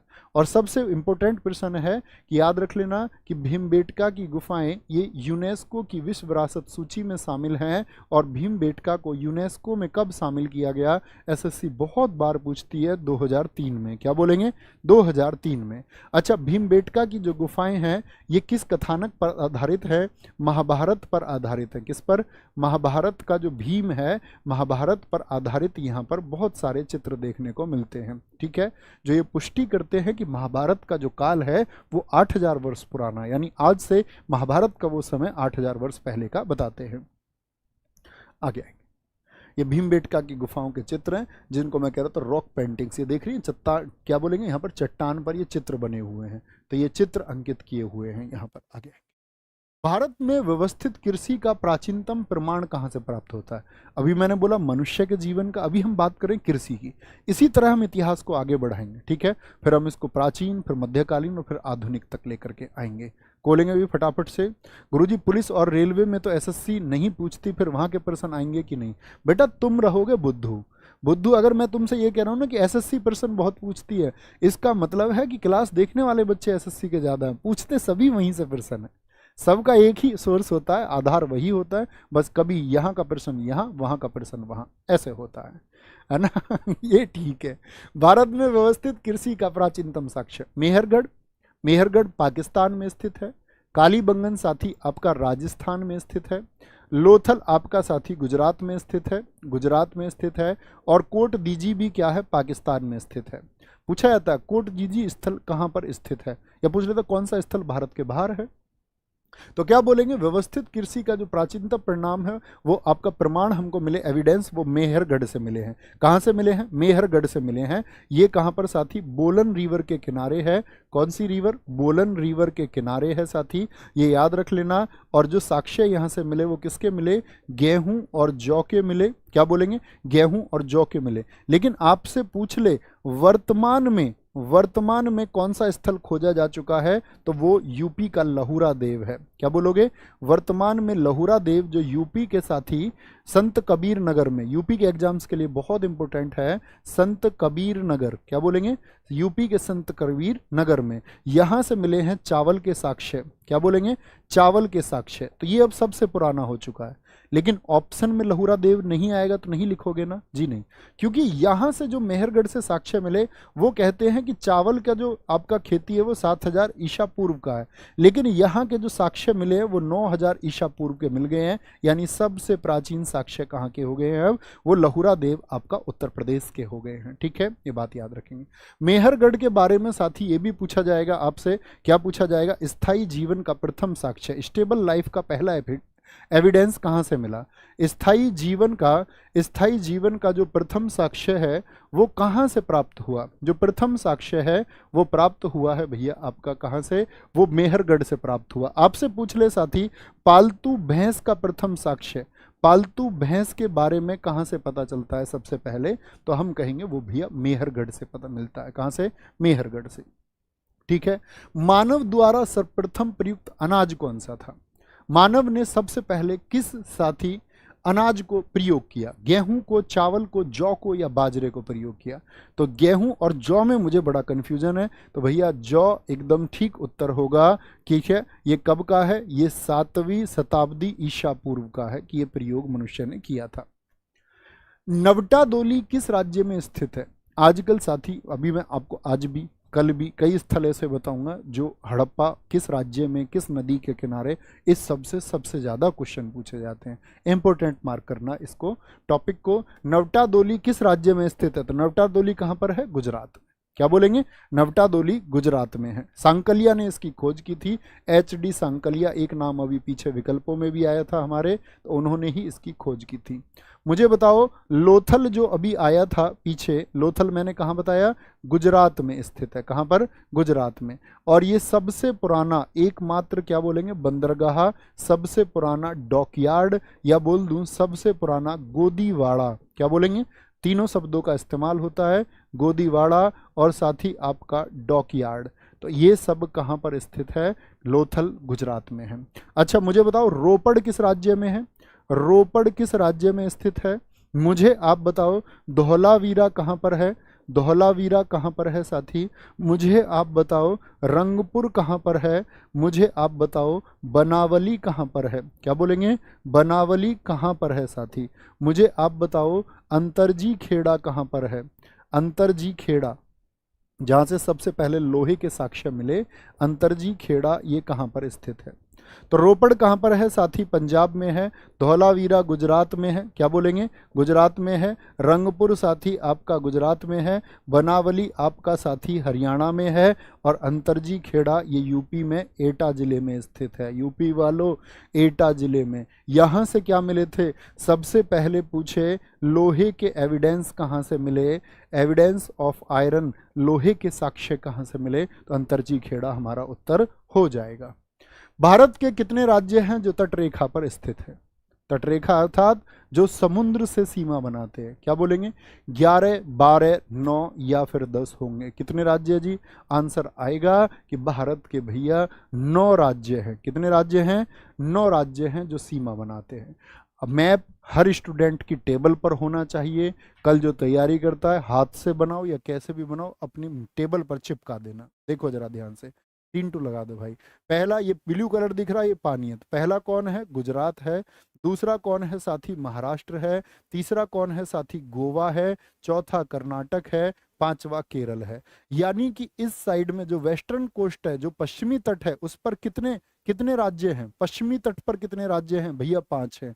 इधर आएंगे तमिलनाडु 6ठा हो गया, आंध्र प्रदेश 7 हो गया, आपका साथी उड़ीसा 8 हो गया और वेस्ट बंगाल हो गया 9। क्या बोलेंगे? वेस्ट बंगाल हो गया आपका 9।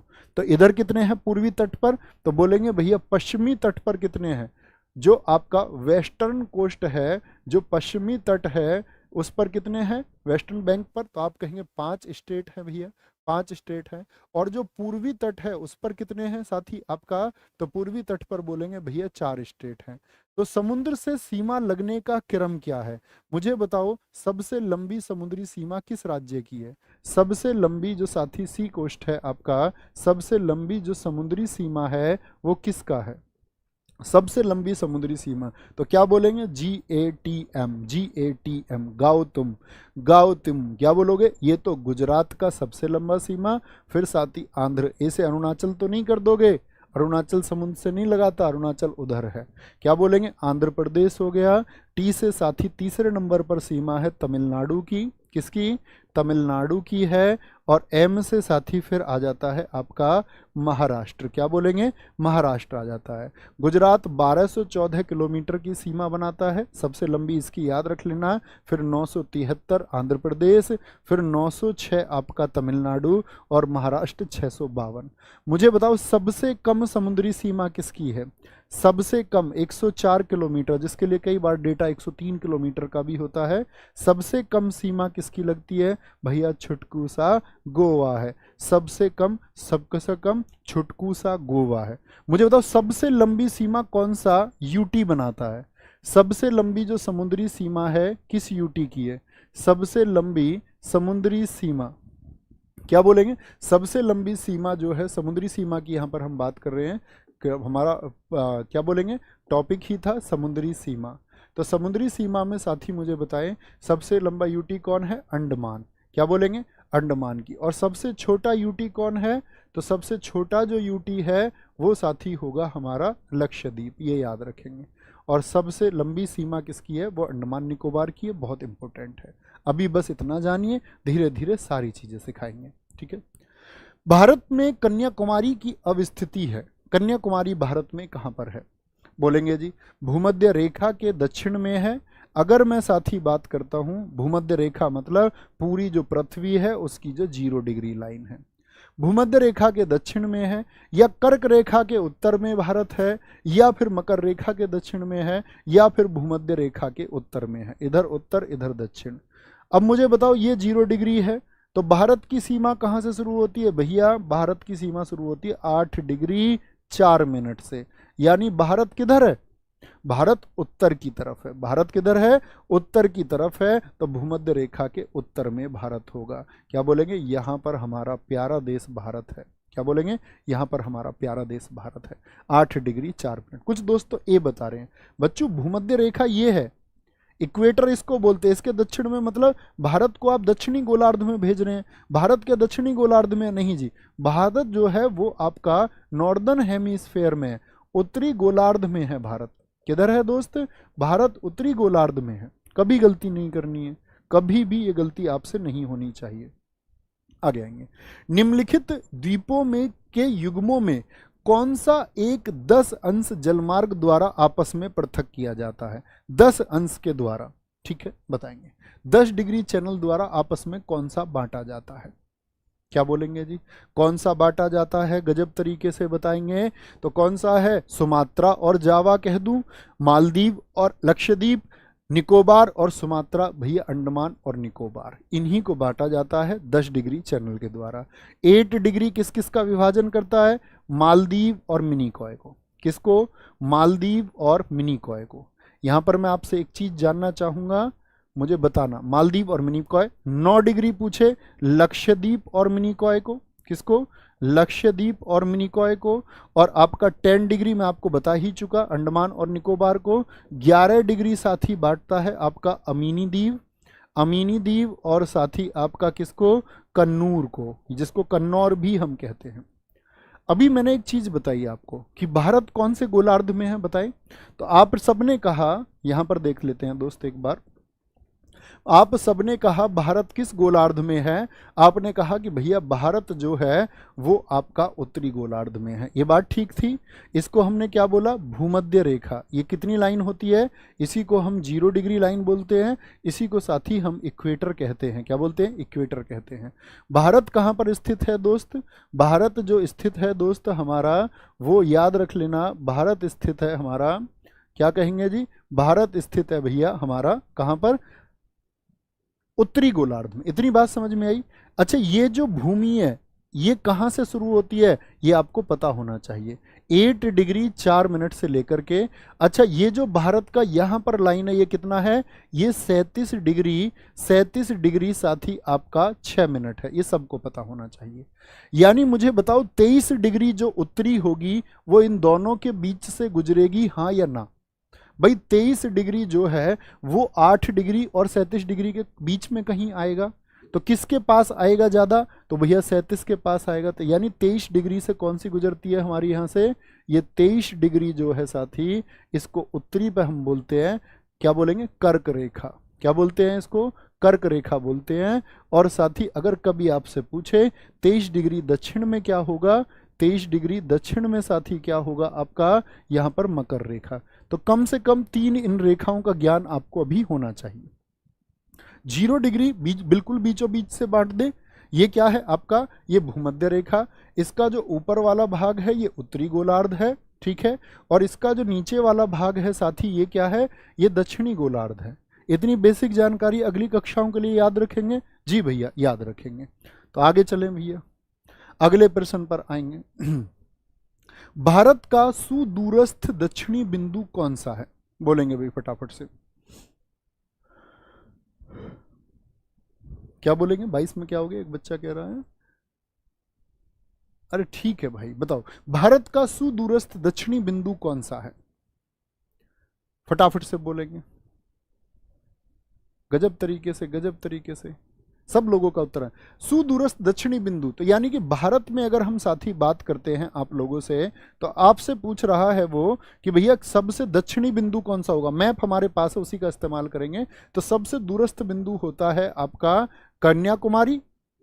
ठीक होगा क्या? कई साथियों का उत्तर आता हुआ नहीं जी, इंदिरा पॉइंट होगा। बहुत गजब है। देखो इसी चीज को मैं आपको समझाऊंगा।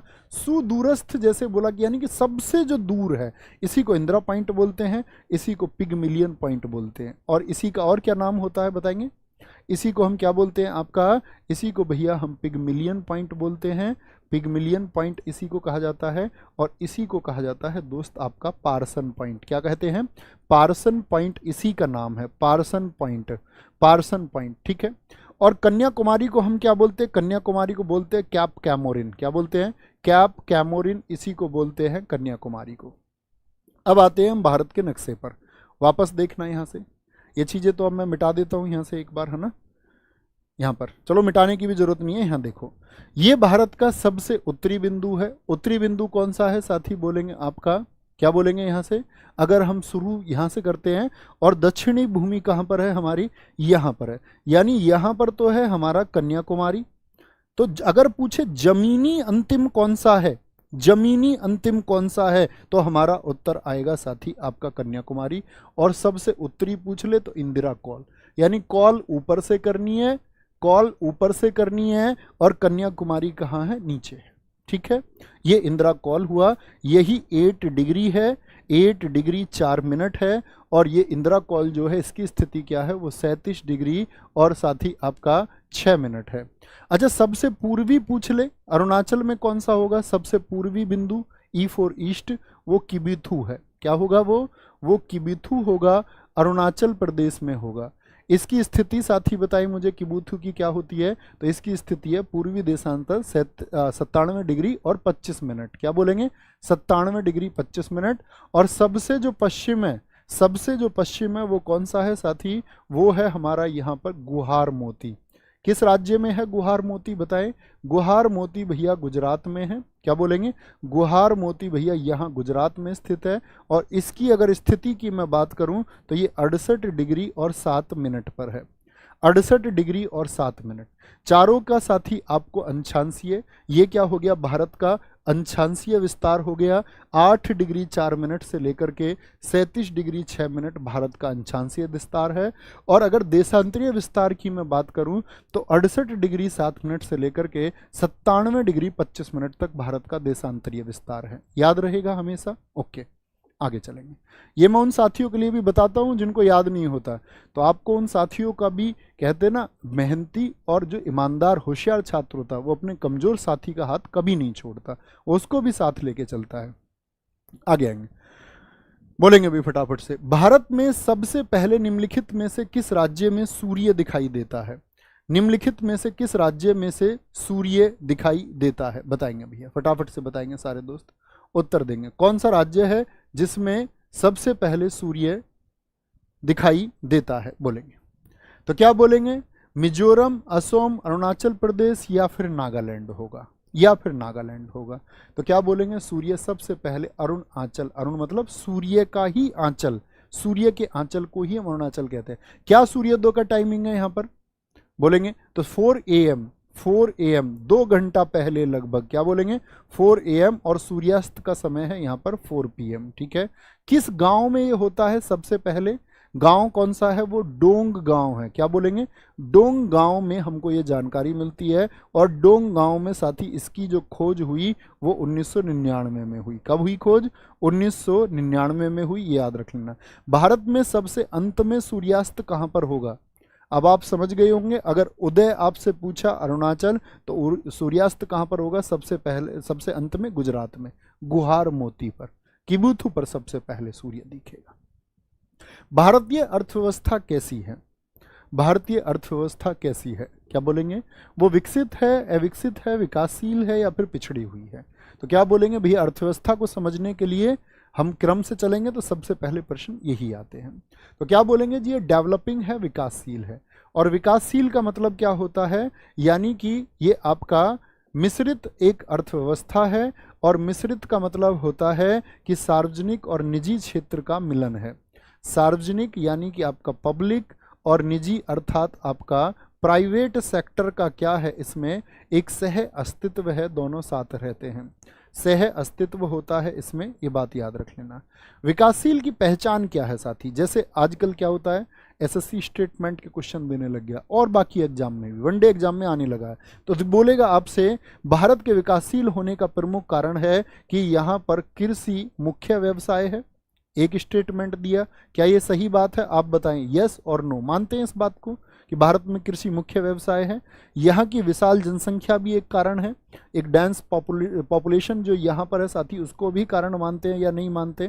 बोलेंगे अनबैलेंस्ड जो इकोनॉमिक ग्रोथ है, जो आपका असंतुलित आर्थिक विकास है, उसको भी हम कारण मानेंगे। असंतुलित जो आर्थिक विकास है, जी भैया, उसको भी हम कारण मानेंगे, असंतुलित आर्थिक विकास को। क्या मैं आपसे बात करूं, क्या हम जो लो पर कैपिटा इनकम है, निम्न प्रति व्यक्ति आय है, उसको भी एक कारण मानेंगे? जी भैया, मानेंगे कि नहीं मानेंगे? जी हाँ। एक है छिपी हुई बेरोजगारी, जिसको हम प्रच्छन्न बेरोजगारी कहते हैं। ठीक है, छिपी हुई बेरोजगारी, यानी इसको भी हम एक कारण मानेंगे कि नहीं मानेंगे? जी भैया। तो ये सब पहचान है, किसकी पहचान है? ये सारी लिखेंगे, मैं आपसे कभी भी पूछूंगा तो आपके फिंगर टिप्स ये होनी चाहिए कि भैया ये पहचान है विकासशील अर्थव्यवस्था की। ठीक है। निम्नलिखित में से कौन सा लक्षण है जो भारतीय अर्थव्यवस्था का नहीं है? और याद रख लेना, इकोनॉमिक्स के अब वो प्रश्न गए कि इकोनॉमिक्स के जनक कौन है। हो सकता है मैं आज की कक्षा में आपको बहुत बेसिक चीजें बताऊं, लेकिन फिर हम चलेंगे उस लेवल की तरफ। बहुत अच्छे क्वेश्चन इकोनॉमिक्स के आजकल पूछता है। क्या बोलेंगे?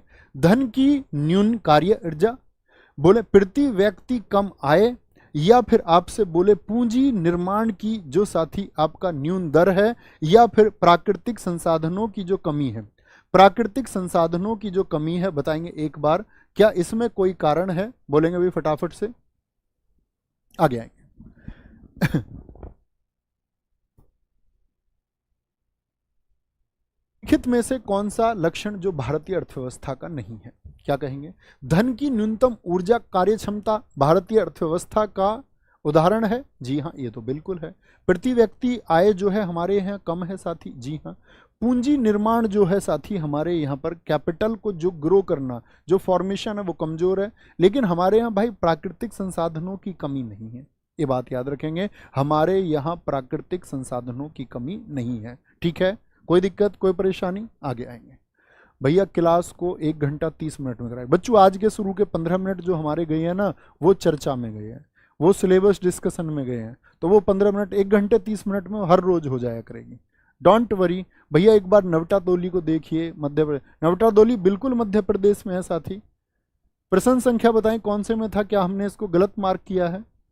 नवटादोली बिल्कुल मध्य प्रदेश में होगा। प्रश्न संख्या बताएं किस में था ये? 18। शायद हमने इसमें गलत मार्क कर दिया, मैं देख लेता हूँ एक बार, यहीं कहीं होगा। नवटादोली दोस्त हमने यहाँ पर गलत मार्क किया, गुजरात में नहीं होगा। नवटादोली कहाँ पर है? नर्मदा नदी के किनारे है भाई, मध्य प्रदेश में। रियली सॉरी, इसको ठीक करेंगे सारे दोस्त, नवटादोली को ठीक करेंगे। नवटादोली मध्य प्रदेश में स्थित है। बताइए भारत में जो गरीबी का आकलन है वो किसके द्वारा किया जाता है? बताएंगे भारत में गरीबी का आकलन किसके द्वारा किया जाता है? जी बिल्कुल ठीक है, एकदम बहुत बढ़िया लकी राठौर जी, बहुत थैंक यू। भारत में राष्ट्रीय गरीबी आयोग करता है, राष्ट्रीय सांख्यिकी आयोग करता है, नीति आयोग का कार्यदल करता है। कौन करता है? नीति आयोग का वर्कशिप ग्रुप करता है। दरअसल में क्या था साथी, पहले एक संस्था थी नेसएसओ, एनएसएसओ, जिसको बोलते थे नेशनल, क्या बोलते थे? नेशनल सैंपल सर्वे ऑफिस था। नेशनल सैंपल सर्वे ऑफिस, सबको इसका फुल फॉर्म पता होना चाहिए। ठीक है, और इसके साथ में एक संस्था और थी आपकी सीएसओ, इसको बोलते थे हम केंद्रीय सांख्यिकी संगठन, यानी सेंट्रल स्टैटिस्टिक्स ऑफिस था ये। क्या था? केंद्रीय सांख्यिकी ऑफिस था सीएसओ। पहले ये करते थे आपका, लेकिन क्या हुआ कि 23 मई 2019 को इन दोनों का विलय हो गया। कितने दोस्त बताएंगे कि आपका एनएसएसओ और सीएसओ, यानी कि जो नेशनल सैंपल सर्वे ऑफिस और आपका सेंट्रल स्टैटिस्टिक्स ऑफिस था, उसको मिलाकर के नया क्या बना दिया गया? नया क्या बना दिया गया? तो क्या बोलेंगे? एक नया संगठन बना जिसको हम बोलते हैं मॉस्पी। क्या बोलते हैं? मॉस्पी बोलते हैं। और मॉस्पी का फुल फॉर्म याद रख लेना, मिनिस्ट्री फॉर, क्या बोलेंगे? मिनिस्ट्री फॉर आपका statistics, ministry of statistics and programme implementation. क्या बोलेंगे? Programme implementation. ये नया क्या बन गया साथी आपका? ये मॉस्पी बना। अब यही क्या करता है? यही साथी आपका गरीबी का आकलन करता है। क्या बोलेंगे? गरीबी का आकलन। निम्नलिखित में से कौन सी पंचवर्षीय योजना अपने निर्धारित समय पर प्रारंभ नहीं हो सकी? अच्छा मुझे बताएं, भारत में कुल कितनी पंचवर्षीय योजनाएं चली साथी? क्या बोलेंगे? कितनी पंचवर्षीय योजनाएं चली साथी? क्या बोलेंगे? तो हम कहेंगे भैया आपका, बोलेंगे फटाफट से, गजब तरीके से बताएंगे, बहुत शानदार तरीके से, बहुत बढ़िया, वेरी गुड वेरी गुड। उत्तर नहीं, इनको छोड़ो, जो बच्चे उत्तर दे रहे हैं उनको दिखाएं। क्या बोलेंगे भैया? भैया भारत में बहुत सही उत्तर दिया, 1951 से 56 ये पहली थी। मैं आप सब लोगों से उम्मीद करूंगा कि आप लोग इन सब का कार्यकाल याद रखेंगे। 1961 से 66 ये तीसरी थी, 66 के बाद में गैप रहा, 1900 फिर आपका 69 से साथी 1974 थी, फिर 1974 से साथी आपका 1980 थी, 80 के बाद में साथी आपका 1974 से नहीं सॉरी 1969 से 74 थी, और 1974 से क्या थी? फिर 1978 थी। 78 के बाद 80 में गैप था, फिर 1980 से 85 थी, फिर 1985 से 90 रही आपका, 1985 से 90 रही, फिर 90 से 92 एक गैप था साथी, और 90 से 92 के बाद में फिर 1997 से साथी फिर आपका 2002, और 2002 से साथी फिर आपका 2000 आपका 7, और 2007 से साथी आपका फिर 2012, और ये आपका 2012 से जो 17 थी ये 12वीं थी। लेकिन क्या ये पूरी चल पाई थी? आप कहेंगे नहीं जी। 2015 में क्या हो गया था, इसका खात्मा हो गया था और योजना आयोग प्लानिंग कमीशन की जगह आ गया था national institute for transforming India. यानी कि आपका जो पंचवर्षीय जो योजना आयोग प्लानिंग कमीशन जो था उसकी जगह नीति आयोग ने ले ली 2015 में। ठीक है, तो मुझे बताएं 8वीं पंचवर्षीय योजना का काल कितना था? ये क्या थी? ये पहली थी और ये साथी आपका 12वीं योजना थी। तो इतना हर अपने छात्र से उम्मीद करूंगा कि वो इनको याद रखे। अब चीज़ें फिर कम हो जाएंगी, एटलीस्ट इतना पता रहेगा तो फिर आगे चलेंगे। बहुत बढ़िया। एक दोस्त ने कहा लव यू और गुस्से में कहा मेरे भाई प्यार गुस्से की चीज़ थोड़ी है, दिल विल भेजो तो बात बने। आगे आएंगे। कौन सा सुमेलित नहीं है? कौन सा एक जोड़ा है जो सही नहीं है? बताएंगे। किलोवाट आवर विद्युत हो गया आपका, सेल्सियस ताप हो गया, गुणक को रक्त में, मल्टीप्लायर रक्त का होता है और रिक्टर स्केल आर्द्रता का। यानी किलोवाट घंटा विद्युत को मापता है, जी हाँ एकदम ठीक है। सेल्सियस में ताप मापा जाता है, जी हाँ। ब्लड को आपका मल्टीप्लायर्स में मापा जा सकता है, यूनिट्स में भी नपता है, मल्टीप्लायर में भी नपता है, ठीक है। और रिक्टर स्केल क्या साथी ह्यूमिडिटी का है? नहीं जी, रिक्टर स्केल भैया भूकंप का माप करता है। किसका? भूकंप का। किसको? आपका भूकंप की माप ये करता है। मुझे बताओ अगर पूछे फिर आर्द्रता किससे मापेंगे, ह्यूमिडिटी किससे नापेंगे? तो वो हाइग्रोमीटर से नापी जाती है। किससे? हाइग्रोमीटर से भैया नापी जाती है। अच्छा मुझे बताओ वायुमंडलीय दाब जो होता है, एटमॉस्फेरिक जो प्रेशर होता है, वायुमंडलीय दाब को किससे मापते हैं? तो आप कहेंगे भैया उसको बैरोमीटर से मापा जाता है। किससे? बैरोमीटर से। जो वायु का वेग है, बोलेंगे भी फटाफट से, वेलोसिटी ऑफ एयर को किससे नापते हैं? एनीमोमीटर से नापते हैं। किससे? एनीमोमीटर से मापते हैं। और ताप को साथी मैं आपको बता ही चुका, सेल्सियस से। तो इस तरह से बताएंगे। अगली यूनिट पर आएंगे।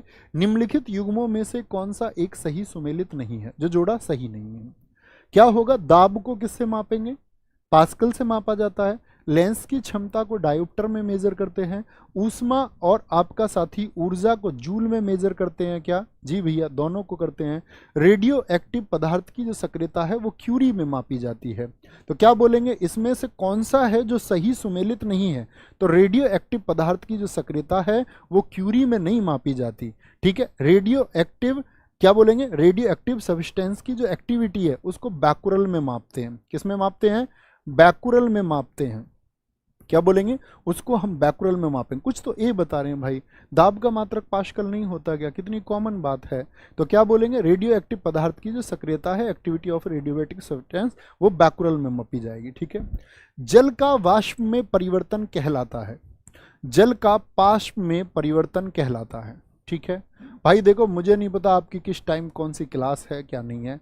मैंने आपसे 1.5 घंटे मांगे हैं। अब इसमें या तो आप एक्सक्यूज देते रहना, पीडीएफ कहाँ मिलेगी मेरी, ये क्लास वो क्लास, आपके एक्सक्यूज आपके जिम्मे, वो आपकी ज़िंदगी में आपके साथ रहेंगे।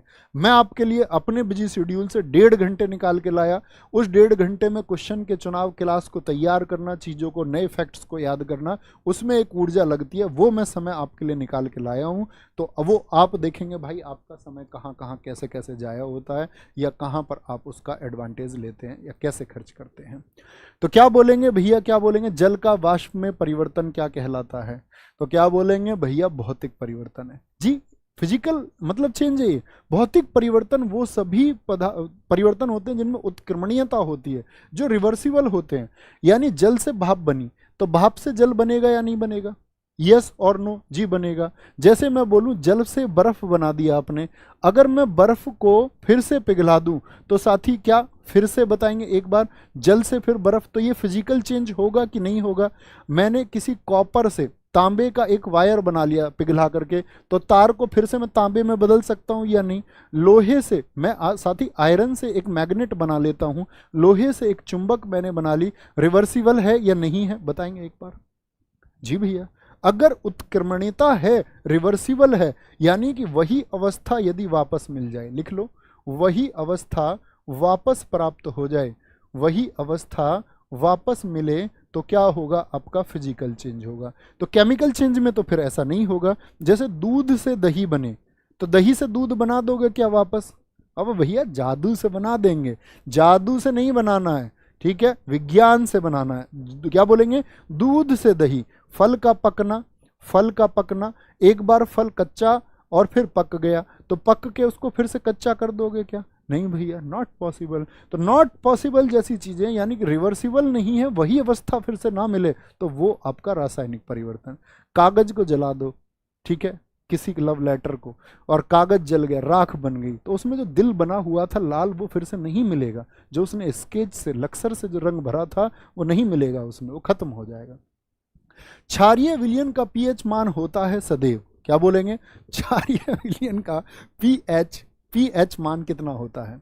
देखो ये आपका अगर मैं बात करूं, सोरेनसेन ने इसकी खोज की और कितने तापमान पर उसने ये बताया, सोरेनसेन ने खोज की, तापमान इसमें मुख्य विषय है। तो क्या बोलेंगे? आपका एल सोरेनसेन ने 25 डिग्री सेल्सियस पर कुछ मेजरमेंट बताए, उसने कहा 0 से 14। अब देखो मुझे बताओ, मैं आपसे क्वेश्चन पूछूंगा, देखो कितने गलत देंगे। सब लोगों ने पढ़ रखा होगा, मुझे बताना फटाफट से कि अम्लीय कब होता है। अम्लीय किसी चीज को आप क्या कब कहेंगे? 0 से 6 के बीच, 0 से 6 के बीच यदि उसका पीएच है, 0 से 7 के बीच उसका पीएच है, या मैं बोलूं 0 से 7 से कम उसका पीएच है, 0 से लेकर 7 से कम उसका पीएच है, या फिर आपका साथी 0 से लेकर के 14 तक उसका पीएच है। तो बताएं 1, 2, 3 या 4, संख्या लिख दो बस। आगे ना 0 से 7 पे बी वाले कितने हैं? 0 से 7 वाले सारे गलत है। यही हमारी चीजें छोटी छोटी गलत होती हैं जिनको हमें ध्यान से पढ़ना होता है। 0 से 7 वैल्यू नहीं होती। 0 से शुरू करके जिन साथियों ने बताया 7 से कम, उनके लिए क्लैपिंग। तो 0 से क्या बोलेंगे? 7 पे तो भाई आपका क्या हो जाएगा? उदासीन हो जाएगा। 7 पे क्या हो जाएगा? न्यूट्रल हो जाएगा। क्या हो जाएगा? न्यूट्रल हो जाएगा। यहाँ क्या होगा? एसिडिक होगा। तो 0 से तो स्टार्ट करना है, लेकिन 7 से कम पे रहना, क्योंकि 7 पे पहुंचते ही क्या हो जाएगा? 7 नहीं लेनी है वैल्यू, 7 से कम। और 7 से 14 मत बोला करो। किसी भी क्षार को, इसको क्या बोलेंगे? क्षार। ये क्या है? अम्ल है। ये एसिड है, ये एसिड की साथी प्रॉपर्टी है। और बेस की प्रॉपर्टी क्या है? बेस कब होगा? 7 से ज्यादा होना चाहिए। 7 से 14 नहीं बोलना है, 7 से ज्यादा, और क्या बोलेंगे? 14 तक, तब होगा क्षार आपका। ये प्रॉपर्टी याद रख लेनी है। तो क्षारीय विलयन का पीएच मान क्या होता है? हमेशा 7 से अधिक होगा, हमेशा 7 से अधिक होगा। कौन सा विटामिन है जो जल में घुलनशील है? फिर हम चलेंगे विटामिन, बीमारी, उनके सोर्सेज, फिर उनके केमिकल नेम, ऐसे क्रम से बढ़ना है। क्या बोलेंगे? कौन सा विटामिन है जो जल में घुलनशील है? जल में साथी कौन कौन से घुलनशील होते हैं? वो होते हैं बी और सी। हम ऐसे याद करते थे इसको, वसा में घुलनशील, वसा बोलते थे बी और सी। तो बी और सी को ही छोड़ दो। कीड़ा, KEDA, यानी ADEK। जल में कौन कौन से? वाटर में सॉल्यूबल हैं साथी बी और सी। वाटर में सॉल्यूबल हैं आपके बी और सी। और साथी फैट में कौन से सॉल्यूबल हैं? जो फैट में साथी आपका क्या बोलेंगे? सॉल्यूबल हैं, वो हैं आपके साथी कौन कौन से? वो हैं ADEK। हमारा शरीर निम्न में से कौन से विटामिन बनाता है? बोलेंगे भी फटाफट से। क्या बोलेंगे? हमारा शरीर साथी निम्न में से कौन से विटामिन बनाता है? भैया डी बना लेता है। एक तो ए और बी को बना लेगा क्या? नहीं जी, बी और सी को नहीं, डी बनाता है। और इसकी वजह से उत्तर आपने ठीक कर लिया। तो डी तो बन जाता है धूप से, चलो मैंने बता दिया। मुझे बताओ विटामिन के कहाँ से बनेगा?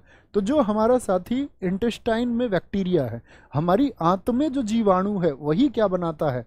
आंत्र के जो जीवाणु हैं वो साथी आपका इंटेस्टाइन का जो बैक्टीरिया है वही विटामिन के को बनाता है, यानी हमारे खाने से बात बनाता है। और विटामिन डी किससे? धूप। हम में से बहुत सारे लोग धूप में, गर्मियों में धूप को मिस करते हैं, लेकिन सुबह की जो धूप है वो आपके लिए वरदान है, वो आपको लेनी चाहिए। एटलीस्ट 10 मिनट की धूप तो आपको लेनी चाहिए। गाँव के बच्चे तो ले लेते हैं, ठीक है। आगे आएंगे। भारत के किस विषय में? भैया कंप्यूटर के प्रश्न जरूर जोड़ना। हाँ ये साथी मैंने पहले ही सोच लिया। साइंस एंड टेक में जैसे ही हम आगे आगे बढ़ेंगे ना कवर, तो आप देखेंगे धीरे धीरे आपको कंप्यूटर क्वेश्चन मिलने शुरू हो जाएंगे, ठीक है। आगे, भारत में किस प्रसिद्ध स्टेडियम का नाम बदल के निरंजन साहा स्टेडियम रख दिया गया? ईडन गार्डन कोलकाता भारत का चौथा बड़ा स्टेडियम है, क्या इसका नाम बदला गया? नहीं जी। सौराष्ट्र क्रिकेट स्टेडियम का नाम बदल दिया गया, सौराष्ट्र क्रिकेट स्टेडियम, जो कि गुजरात में स्थित है। डीवाई पाटिल कहाँ का स्टेडियम है? मुंबई का स्टेडियम है।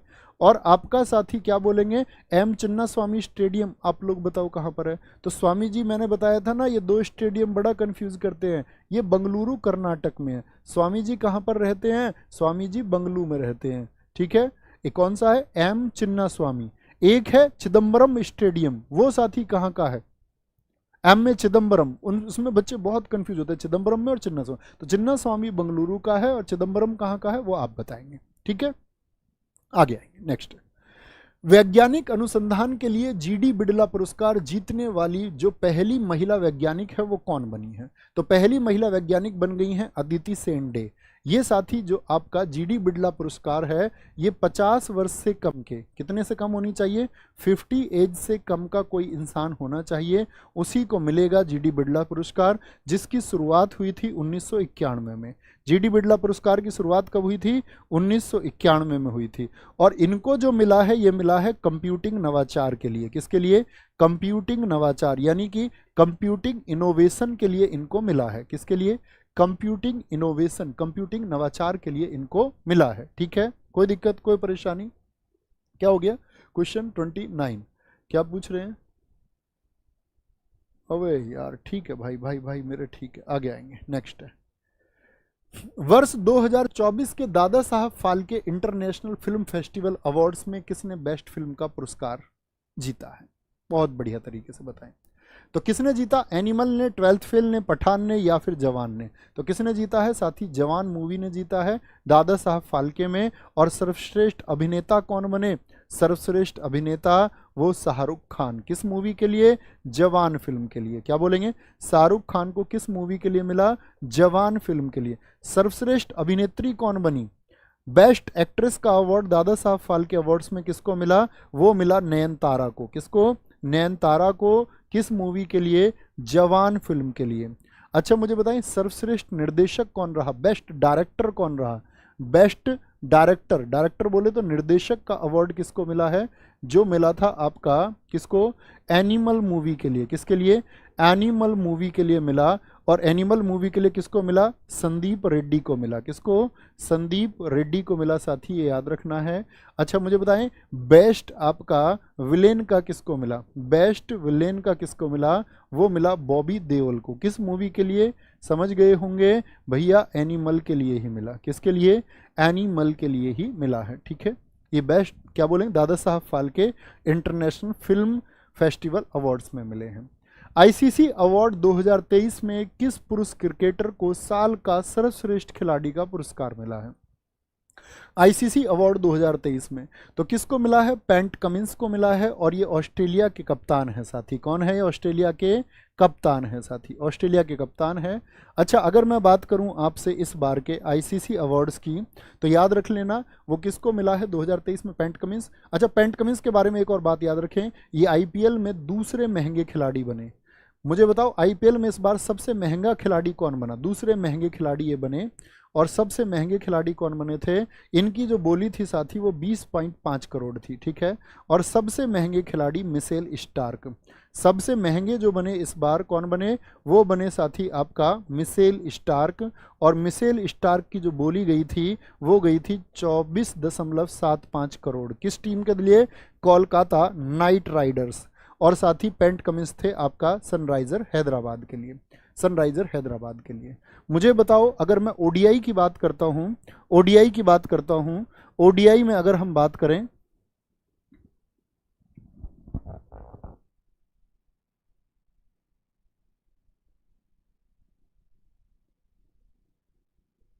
क्या बोलेंगे भैया? सबसे महंगे खिलाड़ी, तो सबसे महंगे खिलाड़ी की बात होगी। अगर मैं आईसीसी अवार्ड्स की बात करता हूं, आईसीसी अवार्ड्स के लिए प्लेयर ऑफ द, यानी मेंस में ओडीआई में कौन रहा साथी आपका?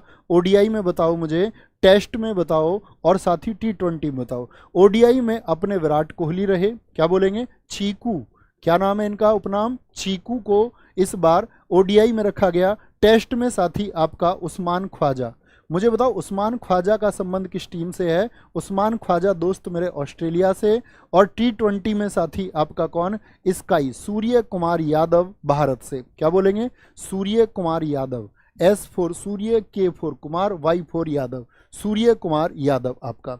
आगे आएंगे, पीएम विश्वकर्मा योजना किस मंत्रालय द्वारा शुरू की गई, किस मंत्रालय द्वारा? तो आपका कृषि मंत्रालय, ग्रामीण विकास मंत्रालय, सूक्ष्म लघु और मध्यम उद्यम मंत्रालय।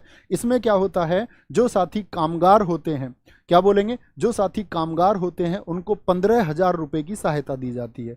तो सूक्ष्म लघु और मध्यम उद्यम मंत्रालय द्वारा 15,000 रुपए की साथी, क्या 15,000 रुपए की साथी आपका जो आर्थिक सहयोग राशि दी जाती है, क्या दी जाती है, आर्थिक सहयोग राशि दी जाती है। और आपके लिए होमवर्क का एक क्वेश्चन है, होमवर्क है साथी आपका कि अभी हमारे वर्तमान में सूक्ष्म मध्यम, क्या बोलेंगे, वर्तमान में हमारे जो सूक्ष्म लघु और मध्यम जो आपका उद्यम मंत्रालय है, जिसको हम एमएसएमई इंडस्ट्री कहते हैं, एमएसएमई मिनिस्ट्री कहते हैं, इस मंत्रालय ये किसके अधीन है, यानी इसके मंत्री कौन है, ये आज का आपका होमवर्क का क्वेश्चन है। और ये होमवर्क का क्वेश्चन सारे साथियों को उत्तर में बताना है। वर्तमान सूक्ष्म लघु और मध्यम उद्योग मंत्री कौन है, ये आज का होमवर्क का क्वेश्चन है। कक्षा आपको कैसी लगी? आज हमने शुरुआत में साथी 15 मिनट बातें की होंगी, तो शुरुआत की 15 मिनट का वो समय जरूर आप लोगों का खर्च हो गया होगा, ठीक है, लेकिन उसका बड़ा महत्व है। आने वाले समय में साथी मैं आपके लिए स्ट्रेटजी की वीडियो बना दूंगा कि सीजीएल के लिए किन टॉपिक्स पे ध्यान देना है, लेकिन आप सब कुछ भूल करके, सारे बहाने छोड़ करके 40 सेट मेरे साथ तैयार करेंगे, तो मैं आपका भाई आपसे फिर प्रॉमिस करता हूं, हर रोज प्रॉमिस नहीं करूंगा, हर रोज बातें नहीं होंगी, सिर्फ और सिर्फ कंटेंट होगा और वो कंटेंट आपको तैयार करना होगा। बस अंत में आपके कुछ शब्द चाहूंगा वीडियो के बाद में, जो साथी बाद में भी देखें, बोलना भैया प्रॉमिस जिस दिन ये 40 सेट खत्म होंगे, हो सकता है 2-4 दिन मुझे ज़्यादा लगे, लेकिन 40 सेट ये मेरे फिंगर टिप्स रहेंगे। ये 40 सेट मैं इस 2024 की परीक्षाओं में इन 40 सेट को बिगड़ तैयार करे नहीं जाऊंगा। मेरा कोई भी एग्जाम हो, मैं एटलीस्ट 40 सेट जरूर करके जाऊंगा। बाकी साथी आप जो करते हो, जिनको लगता हो कि मेरा कहीं और से कुछ बेहतर होता हो, तो मैं कहूँगा कि आपको बेहतर विकल्प का चुनाव करना चाहिए। हर रोज़ हर एक व्यक्ति, हो सकता है कि मेरी बातें झूठ हों और हर कोई इस बात को कहता ही है यूट्यूब पर, और यूट्यूब ऐसा ही हो चुका है, लेकिन मेरे भी शब्द बाकी सब की तरह ही हैं, क्योंकि पता इसका, हकीकत इसकी परीक्षा के बाद चलती है। तो उम्मीद करूंगा कि आप सब यशस्वी होंगे, विजयी भव होंगे, और एक वाह हर रोज 40 दिन आनी चाहिए, जिसमें साथी 1.5 घंटे की जो ऊर्जा आपकी जाएगी उसको 30 सेकंड में रिफ्रेश करेंगे कि तुमसे कहनी आज कुछ बात पुरानी है, कि तुमसे कहनी कुछ बात आज पुरानी है, यार मेरे इस दिल की तू इकलौती रानी है। क्लास के लिए बोल रहा हूं मैं, 3 बजे की इस शाम की क्लास के लिए। तुमसे कहनी आज कुछ बात पुरानी है, यार मेरे इस दिल की तू इकलौती रानी है, जो ना कह पाया बरसों वो बतलानी है, इश्क है तुमसे मुझे बात तुमको बतानी है। तो ख्याल रखिए अपना बहुत सारा, मिलते हैं कल शाम 3 बजे। थैंक यू, नमस्ते, जय हिंद, जय भारत, जय मां Saraswati. Thank you, love you all.